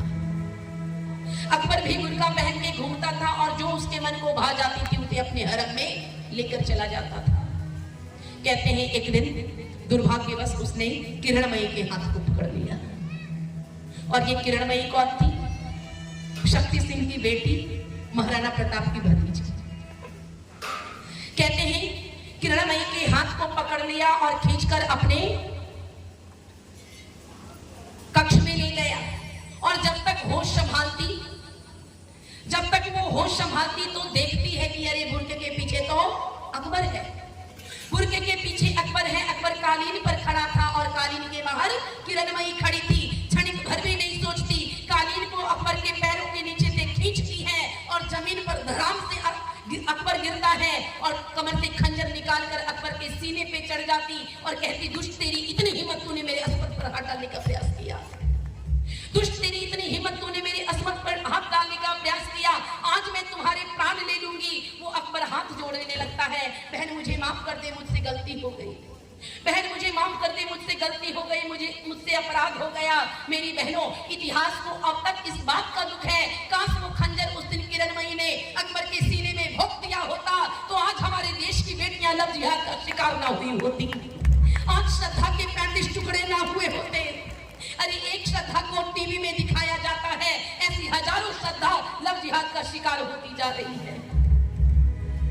याद करना मेरी बहन, आज वर्तमान परिवेश को देखना, आज हमारे देश की बेटियों की क्या स्थिति हो गई है। आज इन्हें समझाओ तो बात भी इनकी समझ में नहीं आती है,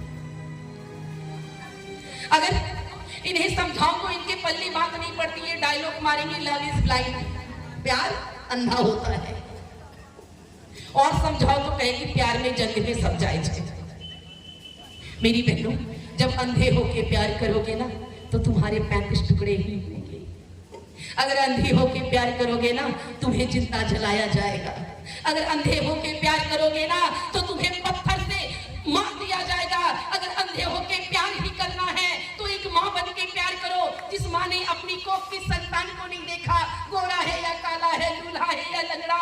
लड़का है या लड़की है, उस माँ ने अपनी संतान से प्यार करना शुरू कर दिया। अगर अंधे बन के प्यार करना है तो एक माँ की तरफ प्यार करो। मेरी बेटियों, अगर प्रेम करना है, अगर प्यार करना है तो झांसी की रानी की तरह प्यार करो। अपने देश से प्यार करो। जिस झांसी की रानी, जो क्या उम्र थी, 22 वर्ष की, 22 वर्ष की वो झांसी की रानी, बचपन का नाम मणिकर्णिका था और बाद में जब झांसी ब्याहती है तो उसका नाम लक्ष्मीबाई। झांसी की रानी लक्ष्मीबाई की तरह प्यार करो। जिसके प्यार को देखकर सुभद्रा कुमारी चौहान लिखती है, जिसकी भक्ति को देखकर, जिसके त्याग को देखकर सुभद्रा कुमारी चौहान लिखती है, जिसकी वीरता को देखकर लिखती है, सिंहासन हिल उठे राजवंशों ने भ्रिकुटी तानी थी। सिंहासन हिल उठे राजवंशों ने भ्रिकुटी तानी थी। बूढ़े भारत में भी आई फिर से नई जवानी थी। गुमी हुई आजादी की, गुमी हुई आजादी की कीमत सबने पहचानी थी। दूर फिरंगी को करने की सबने मन में ठानी थी।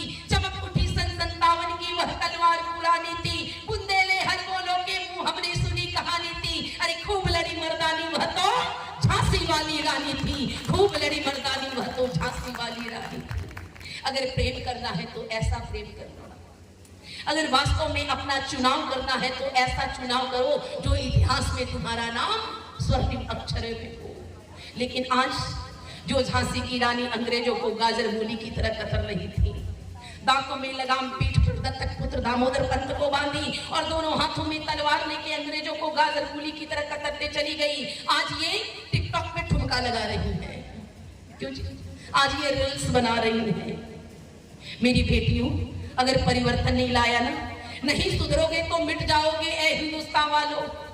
नहीं सुधरोगे तो मिट जाओगे ए हिंदुस्तान वालों। तुम्हारी दास्तान तक ना रहेगी इन दास्तानों में अगर अब भी समझने का प्रयास नहीं किए। बार बार तुम्हें कोई धर्म रक्षिता समझाने आने वाली नहीं है। अगर परमपिता परमात्मा ने तुम्हें बुद्धि दिया है तो तुम अपने बुद्धि का प्रयोग करो। अरे जीवन में ये आकर्षण तो लगा ही रहेगा। ये बॉडी के हार्मोन चेंजेज होते हैं, ये सब कुछ भी नहीं है। ये हार्मोन चेंज होता है, आकर्षण होता है, ये क्षण भर का, लेकिन इससे तुम्हारी पूरी जिंदगी बर्बाद हो जाती है और तुम एक समाज के लिए मिसाल बन सकती हो। अरे अपने जीवन को मिसाल देना है, अगर अपना लक्ष्य बनाना है, अगर अपना आदर्श बनाना है तो बनाओ ना झांसी की रानी को। अपना आदर्श बनाना है तो बनाओ ना दुर्गावती को, पद्मावती को, रानी चन्नम्मा को, हारा रानी को, ऐसी देवियों को अपना आदर्श बनाओ। लेकिन आज हमारी बेटियों की आदर्श कौन है? ऐश्वर्या राय। आज इनका आदर्श कौन है? करीना कपूर। खान परिवार में शादी कर ली। जब करीना कर सकती है तो हमने कर लिया तो कौन सा पाप कर दिया? मेरी बहनों, विचार करना। अगर आप आंखें नहीं खोलोगे तो तुम्हारा अस्तित्व समाप्त होने में वक्त नहीं लगने वाला। अरे परमपिता परमात्मा ने तुम्हें अनुपम वरदान दिया है। आज हमारी ये स्थिति क्यों है? देखो, शास्त्र कहता है, ऋषि महर्षि कहते हैं, हमारे पूर्वज कहते आए कि जब बेटे के पैर में पिता का जूता आने लगे, बेटी के पैर में माँ की जूती आने लगे, तो माँ बेटी का व्यवहार कैसा होना चाहिए? कैसा होना चाहिए जी? नहीं पता? दोस्तों वाला। जब बच्चे बड़े हो जाएं, किशोरावस्था में प्रवेश करें, तो माँ बेटी का व्यवहार दोस्तों वाला होना चाहिए। बाप बेटे का व्यवहार दोस्तों वाला होना चाहिए। लेकिन जब बच्चे बड़े हुए तभी लठ लेके खड़े हो गए तो तुम्हें कुछ भी बताने से वो डरेंगे। जब आप देखो बच्चे में मैच्योरिटी आ रही है तो अपने व्यवहार में परिवर्तन लाओ। अपने व्यवहार में परिवर्तन लाओ और अपनी संतान के दोस्त बन जाओ। देखो, एक बेटी अपने माँ से कुछ बताने में संकोच कर सकती है, एक बेटी अपने पिता से बताने में कुछ संकोच कर सकती है, एक बहन अपने भाई से बताने में कुछ संकोच कर सकती है, लेकिन एक दोस्त से बताने में कभी संकोच नहीं करता है। अरे मित्र से उत्तम रिश्ता दुनिया में कोई नहीं होता है। जब बच्चे बड़े हो तो आपको अपनी संतान के मित्र बन जाने चाहिए। जब मित्र बन जाओगे तो आने वाली दुर्घटना से हमारे बच्चे बच जाएंगे। आज हम अपनी संतान के मित्र नहीं बन पाए, माँ अपनी बेटी के मित्र नहीं बन पाई, बाप अपने बेटे का मित्र नहीं बन पाया, जिसका दुष्परिणाम क्या हुआ? गर्लफ्रेंड ने स्थान ले लिया, बॉयफ्रेंड ने स्थान ले लिया। क्यों जी? गलत कह रहे? विचार करना मेरी बहन। ये सीख आप अपने बच्चों को दो, अपने बच्चों को समझाओ। ये हमारा भविष्य, ये केवल हमारा भविष्य नहीं है, केवल हमारे बुढ़ापे का सहारा नहीं है, अरे ये हमारे देश का भविष्य है। हम एक अकेले केवल व्यक्ति नहीं है, अरे हम राष्ट्र की संपत्ति है, हम राष्ट्र की संपत्ति है। हमारा अहित होता है तो राष्ट्र का अहित होता है, हमारा नाश होता है तो राष्ट्र का नाश होता है। इसलिए ये रामायण कहती है अपने राष्ट्र को बचाओ, महाभारत कहता है अपने राष्ट्र को बचाओ। अरे देश रहेगा कहां? इस देश के लिए हमारी सोच कैसी होनी चाहिए? कहां मन समर्पित, तन समर्पित और यह जीवन समर्पित। मन समर्पित, तन समर्पित और यह जीवन समर्पित। चाहता हूं देश की धरती तुझे कुछ और भी दूं। मां तुम्हारा ऋण बहुत है, मैं अकिंचन। मां तुम्हारा ऋण बहुत है, मैं अकिंचन। किंतु इतना कर रहा फिर भी निवेदन, थाल में लाऊं सजा कर भाल जब भी, कर दया स्वीकार लेना यह समर्पण। गान अर्पित, प्राण अर्पित, रक्त का तृण तृण समर्पित। चाहता हूं देश की धरती तुझे कुछ और भी दूं। मेरी बहनों, विचार करना, अगर समर्पण करना है तो अपने राष्ट्र के प्रति समर्पण करो ना। अगर समर्पण करना है तो राम की तरह समर्पण करो। अगर समर्पण करना है तो मां सीता की तरह समर्पण करो। रामायण हमें यही सीख देती है। अगर हमें हमारी आत्म जागृति नहीं होती है रामायण को सुनकर, तो हमने केवल सुना ही सुना। लेकिन जो सच्चे श्रोता होते वो क्या करते, मैंने बताया था, पहले सुनते, पहले श्रवण करो, फिर मनन करो, चिंतन करो, फिर जीवन में धारण करो। व्यासपीठ से जो कहा गया आप उसे विचार करो कि क्या सही है, क्या धारण करने योग्य है, क्या त्यागने के योग्य है। और जो धारण करने योग्य है जीवन में धारण कर लो। अगर जीवन में धारण नहीं करोगे तो आपको कथा का कोई लाभ मिलने वाला नहीं है। आज हम देखते हैं दुनिया में दिन रात पाप बढ़ता जा रहा है। हम छोटे छोटे कर्म के फल भोगते हैं।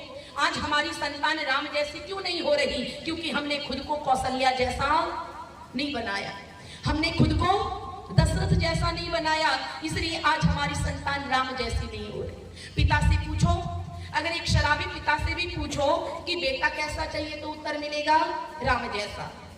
एक माँ से पूछो तो वो भी उत्तर देगी संतान कैसा चाहिए, राम जैसा। पर राम जैसा बनाने के लिए हमें क्या करना होगा जी? हमें क्या करना होगा? मैंने बताया ना, माँ का हंसना, बोलना, चलना, फिरना, खाना पीना सब बच्चे को प्रभावित करता है। एक बात बताना, हम चाहते हैं संतान राम जैसे, पर हम भोजन क्या करते हैं? शाकाहार या मांसाहार? यहाँ शाकाहारी लोग बैठे हैं, मांसाहारी लोग बैठे हैं। क्या बात है, लगता है मैं पूरी अयोध्या नगरी में आ गई हूँ जी। कोई भी मांसाहारी नहीं है। क्यों जी? मांसाहारी कोई नहीं है। अयोध्या नगरी तो नहीं आ गई मैं तो सोच रही थी मठिया भोकरिया आई। हमारी बहनें बताने में संकोच कर रही। मेरी बहनों, अगर राम कथा सुनकर आपने मांस का त्याग नहीं किया तो आपको राम कथा सुनने का अधिकार नहीं है। विचार करना, जब व्यक्ति मर जाता है तो उसे क्या कहते हैं? क्यों जी? जब व्यक्ति मर जाता है तो क्या कहते हैं, जिंदा या मुर्दा? क्यों जी? मुर्दा कहते हैं। भाई लोग तो मुर्दा कहते हैं, हमारी बहनें क्या कहती हैं, जिंदा या मुर्दा? मुर्दा, ये भी मुर्दा कहते हैं। अब बताना, जब व्यक्ति मर जाता है तो उस मृतक शरीर को मुर्दा कहते हैं, और हिंदू भाई लोग उस मुर्दे को जलाते कहाँ हैं? कहाँ जलाते हैं? पाकिस्तान में, अच्छा शमशान में। और मुसलमान गाड़ते कहाँ हैं? है जी? अफगानिस्तान में, अच्छा कब्रिस्तान में। अब एक बात बताना, व्यक्ति मरा तो उसे क्या कहे? मुर्दा। उसे जलाया कहाँ गया? शमशान में। और गाड़ा कहाँ गया? कब्रिस्तान में। अब एक बात बताना, बकरा मर गया, मुर्गा मर गया, ये क्या हो गया? जिंदा या मुर्दा? जोड़ते बोलो, मुर्दा। और इस मुर्दे को हम घर लाए, कढ़ाई में तेल डाल के खूब जलाए। हमारा घर क्या हो गया? हमारा घर क्या हो गया? शमशान। और फिर हमने गाड़ा कहाँ? घड़ा कहाँ जी? पेट में। हमारा पेट क्या हो गया? कब्रिस्तान। तो एक बात बताना, जिसका घर हो शमशान, पेट हो कब्रिस्तान, तो उसके घर रावण और कंस जैसी शैतानी पैदा होगी तो राम और कृष्ण जैसी संतान पैदा होगी? क्यों जी? अगर संतान को बनाना चाहते हो तो अपने आहार को भी परिवर्तित करो, अपने व्यवहार को भी परिवर्तित करो। आप कब समझोगे कि मेरा व्यवहार अच्छा है?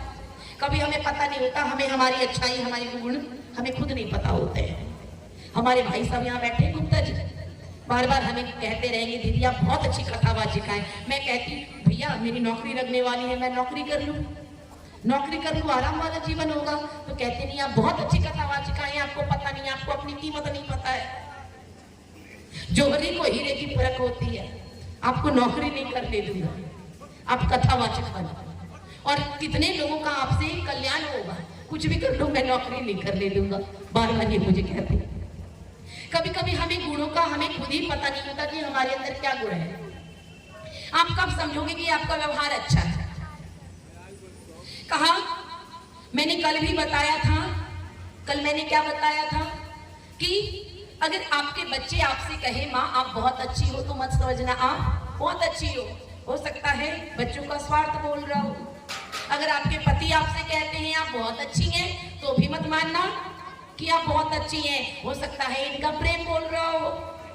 घर वाले गांव वाले कहे आप बहुत अच्छे हो, तो भी मत मानना। लेकिन याद रखना, उस दिन मान लेना जिस दिन तुम्हारी अंतर आत्मा कह दे कि तुम बहुत अच्छे हो, उस दिन मान लेना कि तुम बहुत अच्छे हो, क्योंकि हमारी अंतर आत्मा और परमात्मा के सिवाय हमें कोई और नहीं जानता है। और अपने व्यवहार को कब जानोगे हम अच्छे हैं? तो कहा जहां हम रहते हैं वहां के लोग हमसे प्यार करें, जहां हम रहते हैं वहां के लोग हमसे प्यार करें। मैं भ्राता जी के मकान में 5 दिनों से रह रही हूँ, अरुणानंद जी के मकान में, और मुझे लग ही नहीं रहा कि मैं किसी और के मकान में रह रही हूँ। मुझे लग ही नहीं रहा कि यहाँ मेरी माँ नहीं, मेरा भाई नहीं, पूरे परिवार की तरह प्रेम प्राप्त हो रहा है। कहा हम जहाँ रहते हैं वहां के लोग हमसे प्रेम करें, हमसे प्यार करें, और जहां हम जा रहे हैं वहां के लोग हमारा इंतजार करें। जहां हम रहते हैं वहां के लोग हमसे प्यार करें, और हम जहां जा रहे हैं वहां के लोग हमारा इंतजार करें, और हम जहां से जा चुके हैं वहां के लोग हमें याद करें। तो समझना हमारा जीवन सफल है, हमारा व्यवहार अच्छा है। रामायण यही तो सीख देती है ना जी, रामायण तो यही सीख देती है। राम का जीवन हमें यही सीख देता है, माँ सीता का जीवन हमें यही सीख देता है। मेरी बहनों, विचार करना और इन बातों को अपने जीवन में धारण करना। समय अपनी गरिमा से भागती जाती है, लेकिन जब जाने का समय आता है ना, तो लगता है कितना जल्दी समय आ गया। विदाई का जो समय होता है, रात भर बेटी की शादी होती है, सब जगह रहते हैं, मालूम नहीं पड़ता। 1 महीना है तो लगता है चलो 1 महीना है, 1 महीना है, 1 महीना है विवाह में, लेकिन जब विदाई का समय आता है, कब लड़की बड़ी हो गई पता ही नहीं चलता है, कब बेटी बड़ी हो गई और उसकी विदाई की घड़ी आ गई हमें पता ही नहीं चलता है।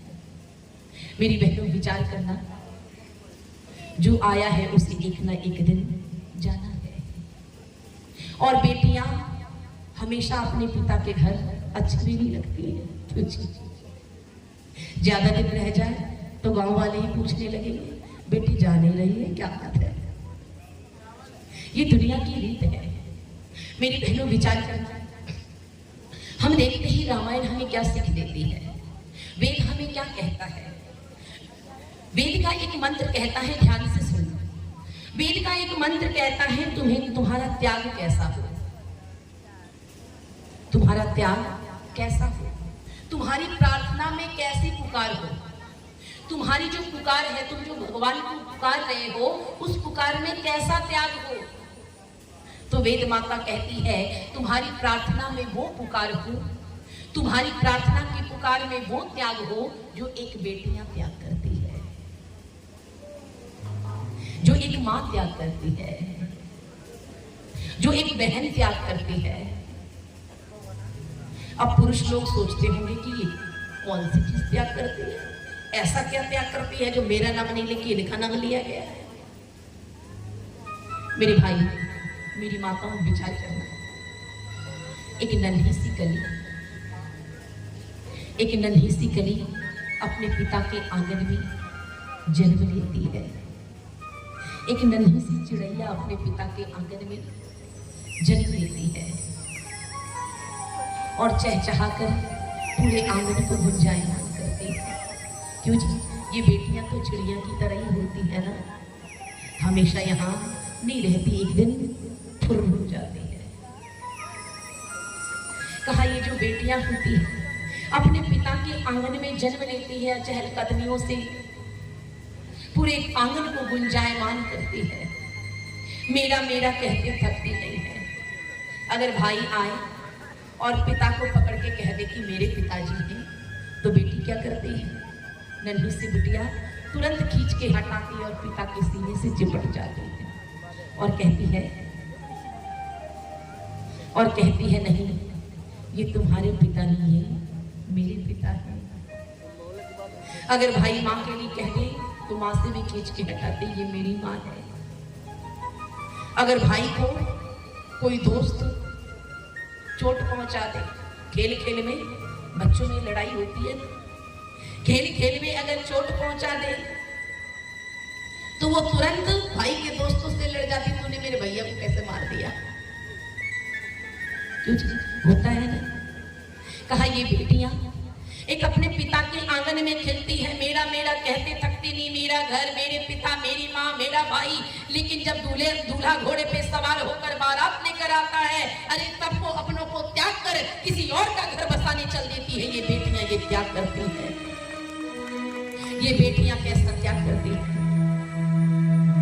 मेरी बहनों मेरे भाइयों विचार करना, ये बेटियां कौन सा त्याग करती है। कहते हैं जब कभी माँ के घर, पिता के घर चोट लग जाती है ना, कोई पीड़ा होती है तो पूरा घर सर उठा लेती है कि माँ मुझे चोट लग गई, पिताजी मुझे चोट लग गई। पूरे घर वाले भी परेशान हो जाते हैं, बिटिया को चोट लग गई।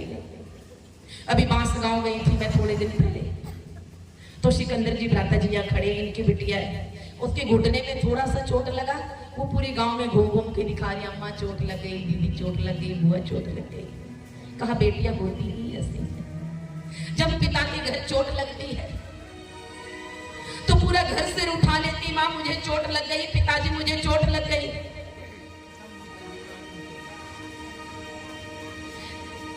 लेकिन छोटी सी पीड़ा भी जिसे अपने माँ के घर बर्दाश्त नहीं होता था, छोटी सी चोट जिसे अपने पिता के घर बर्दाश्त नहीं होता था, वही बेटी जब ससुराल जाती है हजारों पीड़ाओं को अपने अंदर समेट कर रखती है, पर पिता माता से कभी नहीं कहती माँ मैं दर्द में हूँ, माँ मैं परेशान हूँ। हजारों पीड़ाओं को अपने अंदर समेट कर रखती।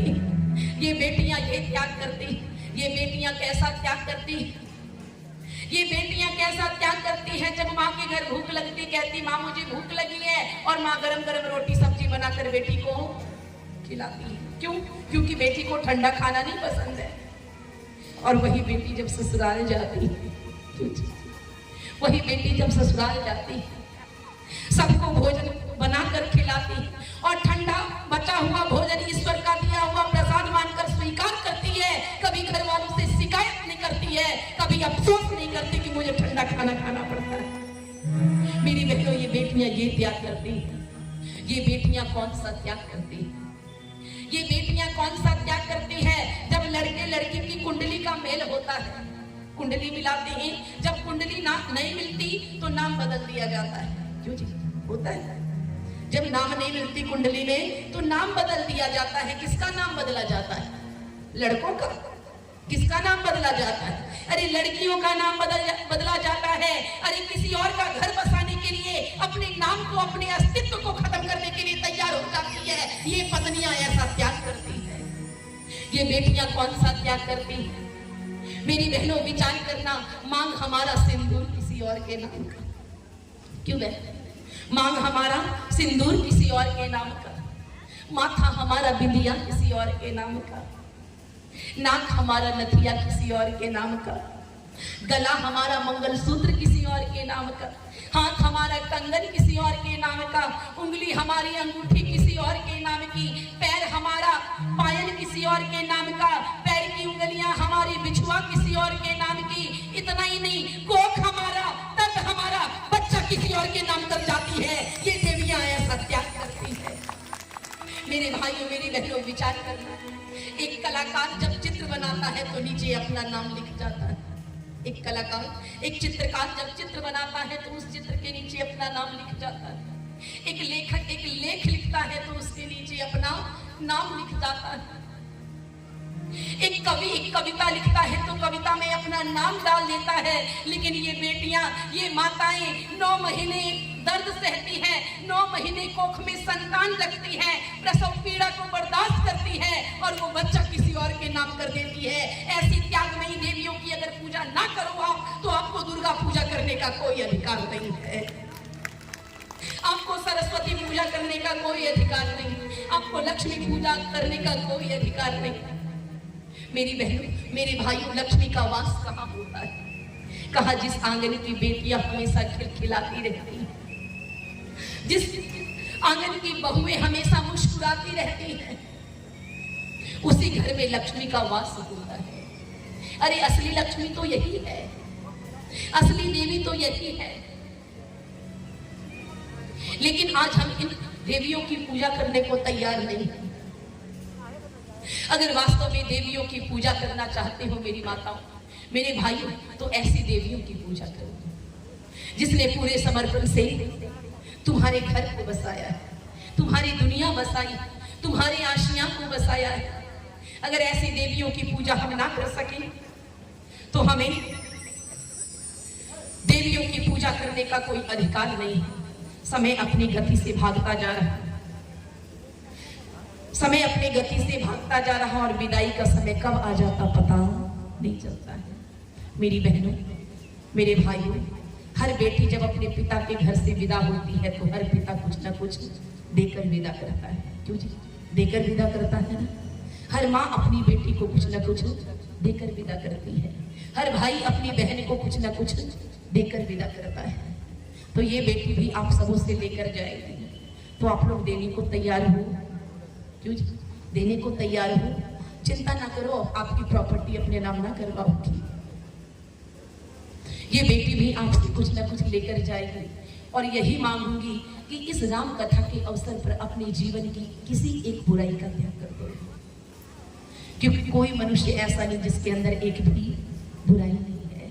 अगर आपने एक बुराई का भी यही पांडाल में त्याग कर दिया तो मैं समझूंगी मेरी कथा सफल हो गई।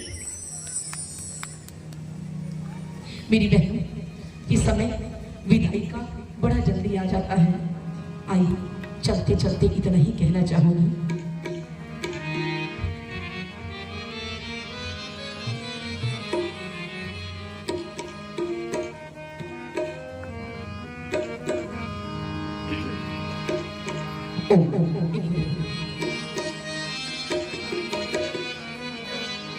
हम लोग 5 दिन बहुत प्रेम से रहे और 5वें दिन विदाई में आप सबों की संख्या भी बढ़ गई है। 4 दिन से अधिक भीड़ है। मिलने आज तरीका हमारा तुम्हारा, मिलने आज तरीका हमारा तुम्हारा, मिलने आज तरीका हमारा तुम्हारा, मिलने आज तरीका हमारा तुम्हारा, मिलन आज तरीका हमारा तुम्हारा, मिलन आज तरीका हमारा तुम्हारा। रही जिंदगी तो मिलेंगे तुम्हारा, रही जिंदगी तो मिलेंगे तुम्हारा। मिलन आज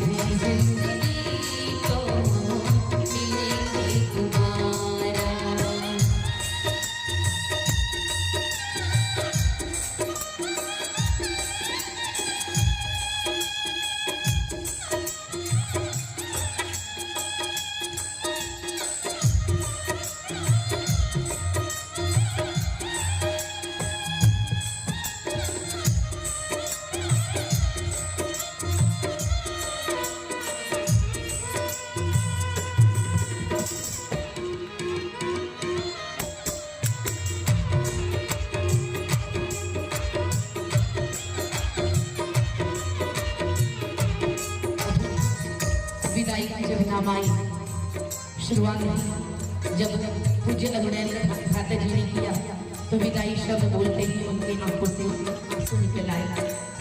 क्यों ना आए, जो बेटियों का पिता होता है उसका हृदय बहुत कोमल होता है। दोनों बेटियों की विदाई की है और घर में परिवार में जिस घर में बेटियां होती हैं उस परिवार के हर सदस्य का हृदय बहुत कोमल होता है। अभी चिता चली विदाई तो भाई प्रवीण जी की आंखों में आंसू आ गया। पर मेरी बहनों, ऋषि महर्षि ने कहा बिगड़े लोग जो हो वो बसे रहे, बिगड़े लोग जो रहे वो बसे रहे, लेकिन जो संत लोग हैं वो उजड़े रहे। क्यों?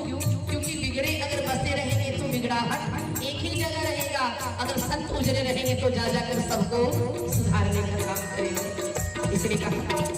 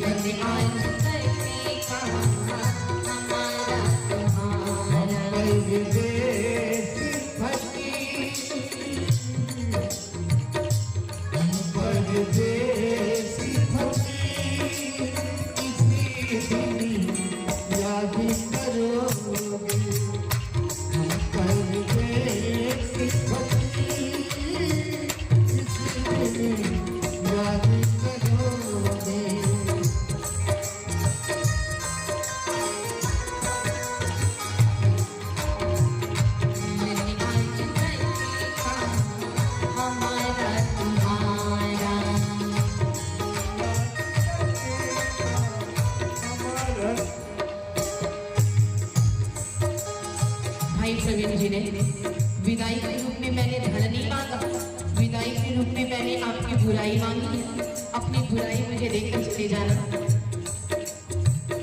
भाई अमरनाथ पटेल जी ने आपने विदाई के रूप में मैं आप सबों से आप सबों की बुराई मांग रही हूँ, किसी एक बुराई का त्याग करके चले जाना तो समझूंगी आपने सच्चे हृदय से प्रसन्नता से मेरी विदाई की। मिलने आज हमारा तुम्हारा मिले आज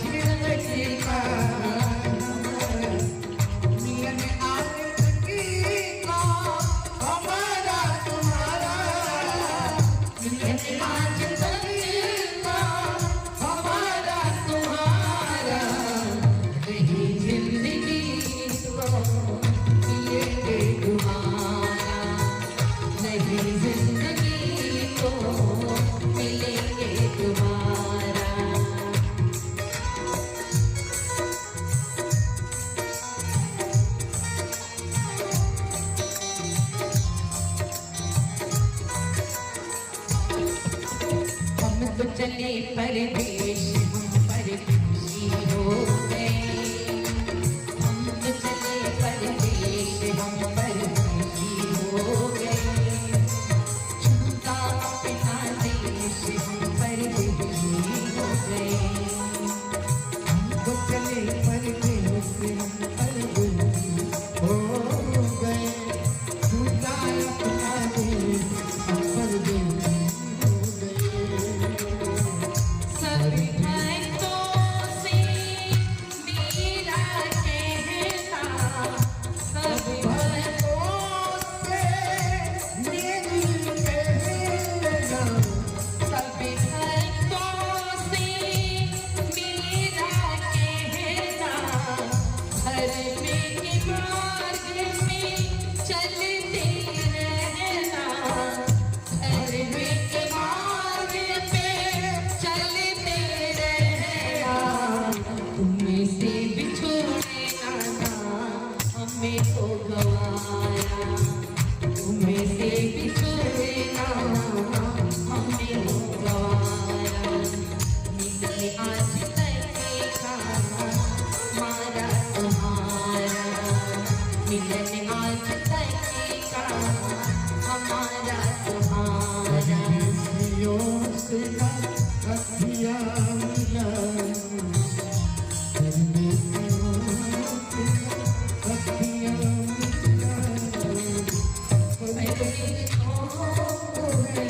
एक दिन मिलन आज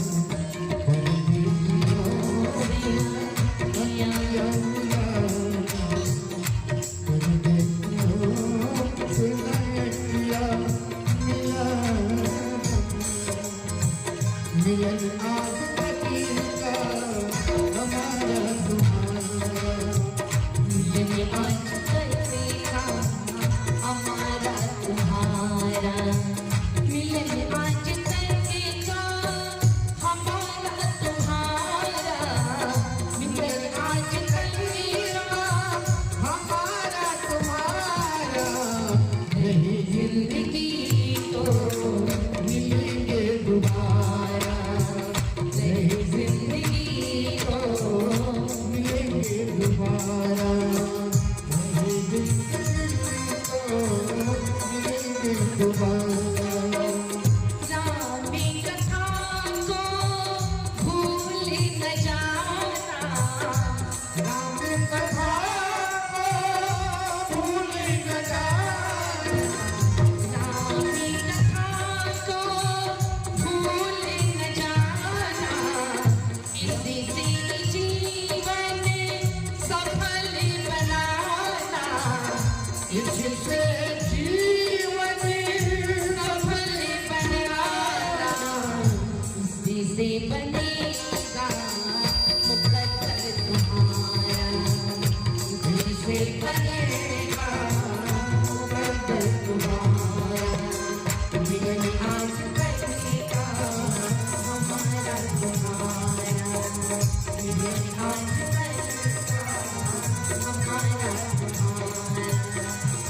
मिलन आज तक का हमारा तुम्हारा, मिलन आज तक हमारा तुम्हारा। नहीं जिंदगी तो मिलेंगे दोबारा। नहीं जिंदगी तो मिलेंगे दोबारा। नहीं जिंदगी तो मिलेंगे दोबारा। मिलन आज तक का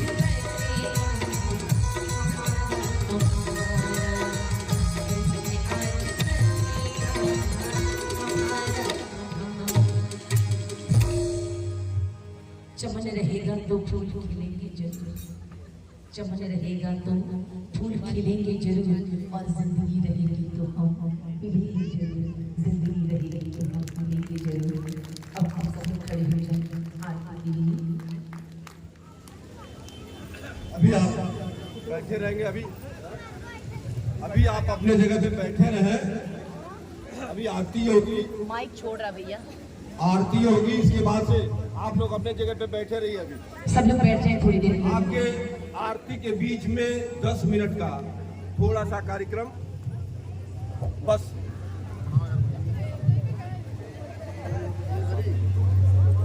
सब लोग बैठ जाए और प्रसाद लेकर जाएंगे। खिचड़ी का प्रसाद आज तैयार है।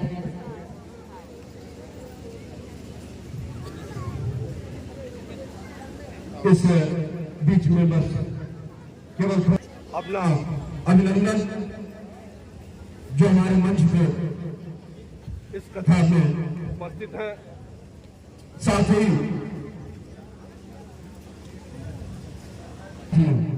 कि जिनके जिन्हें इस पूरे कथा का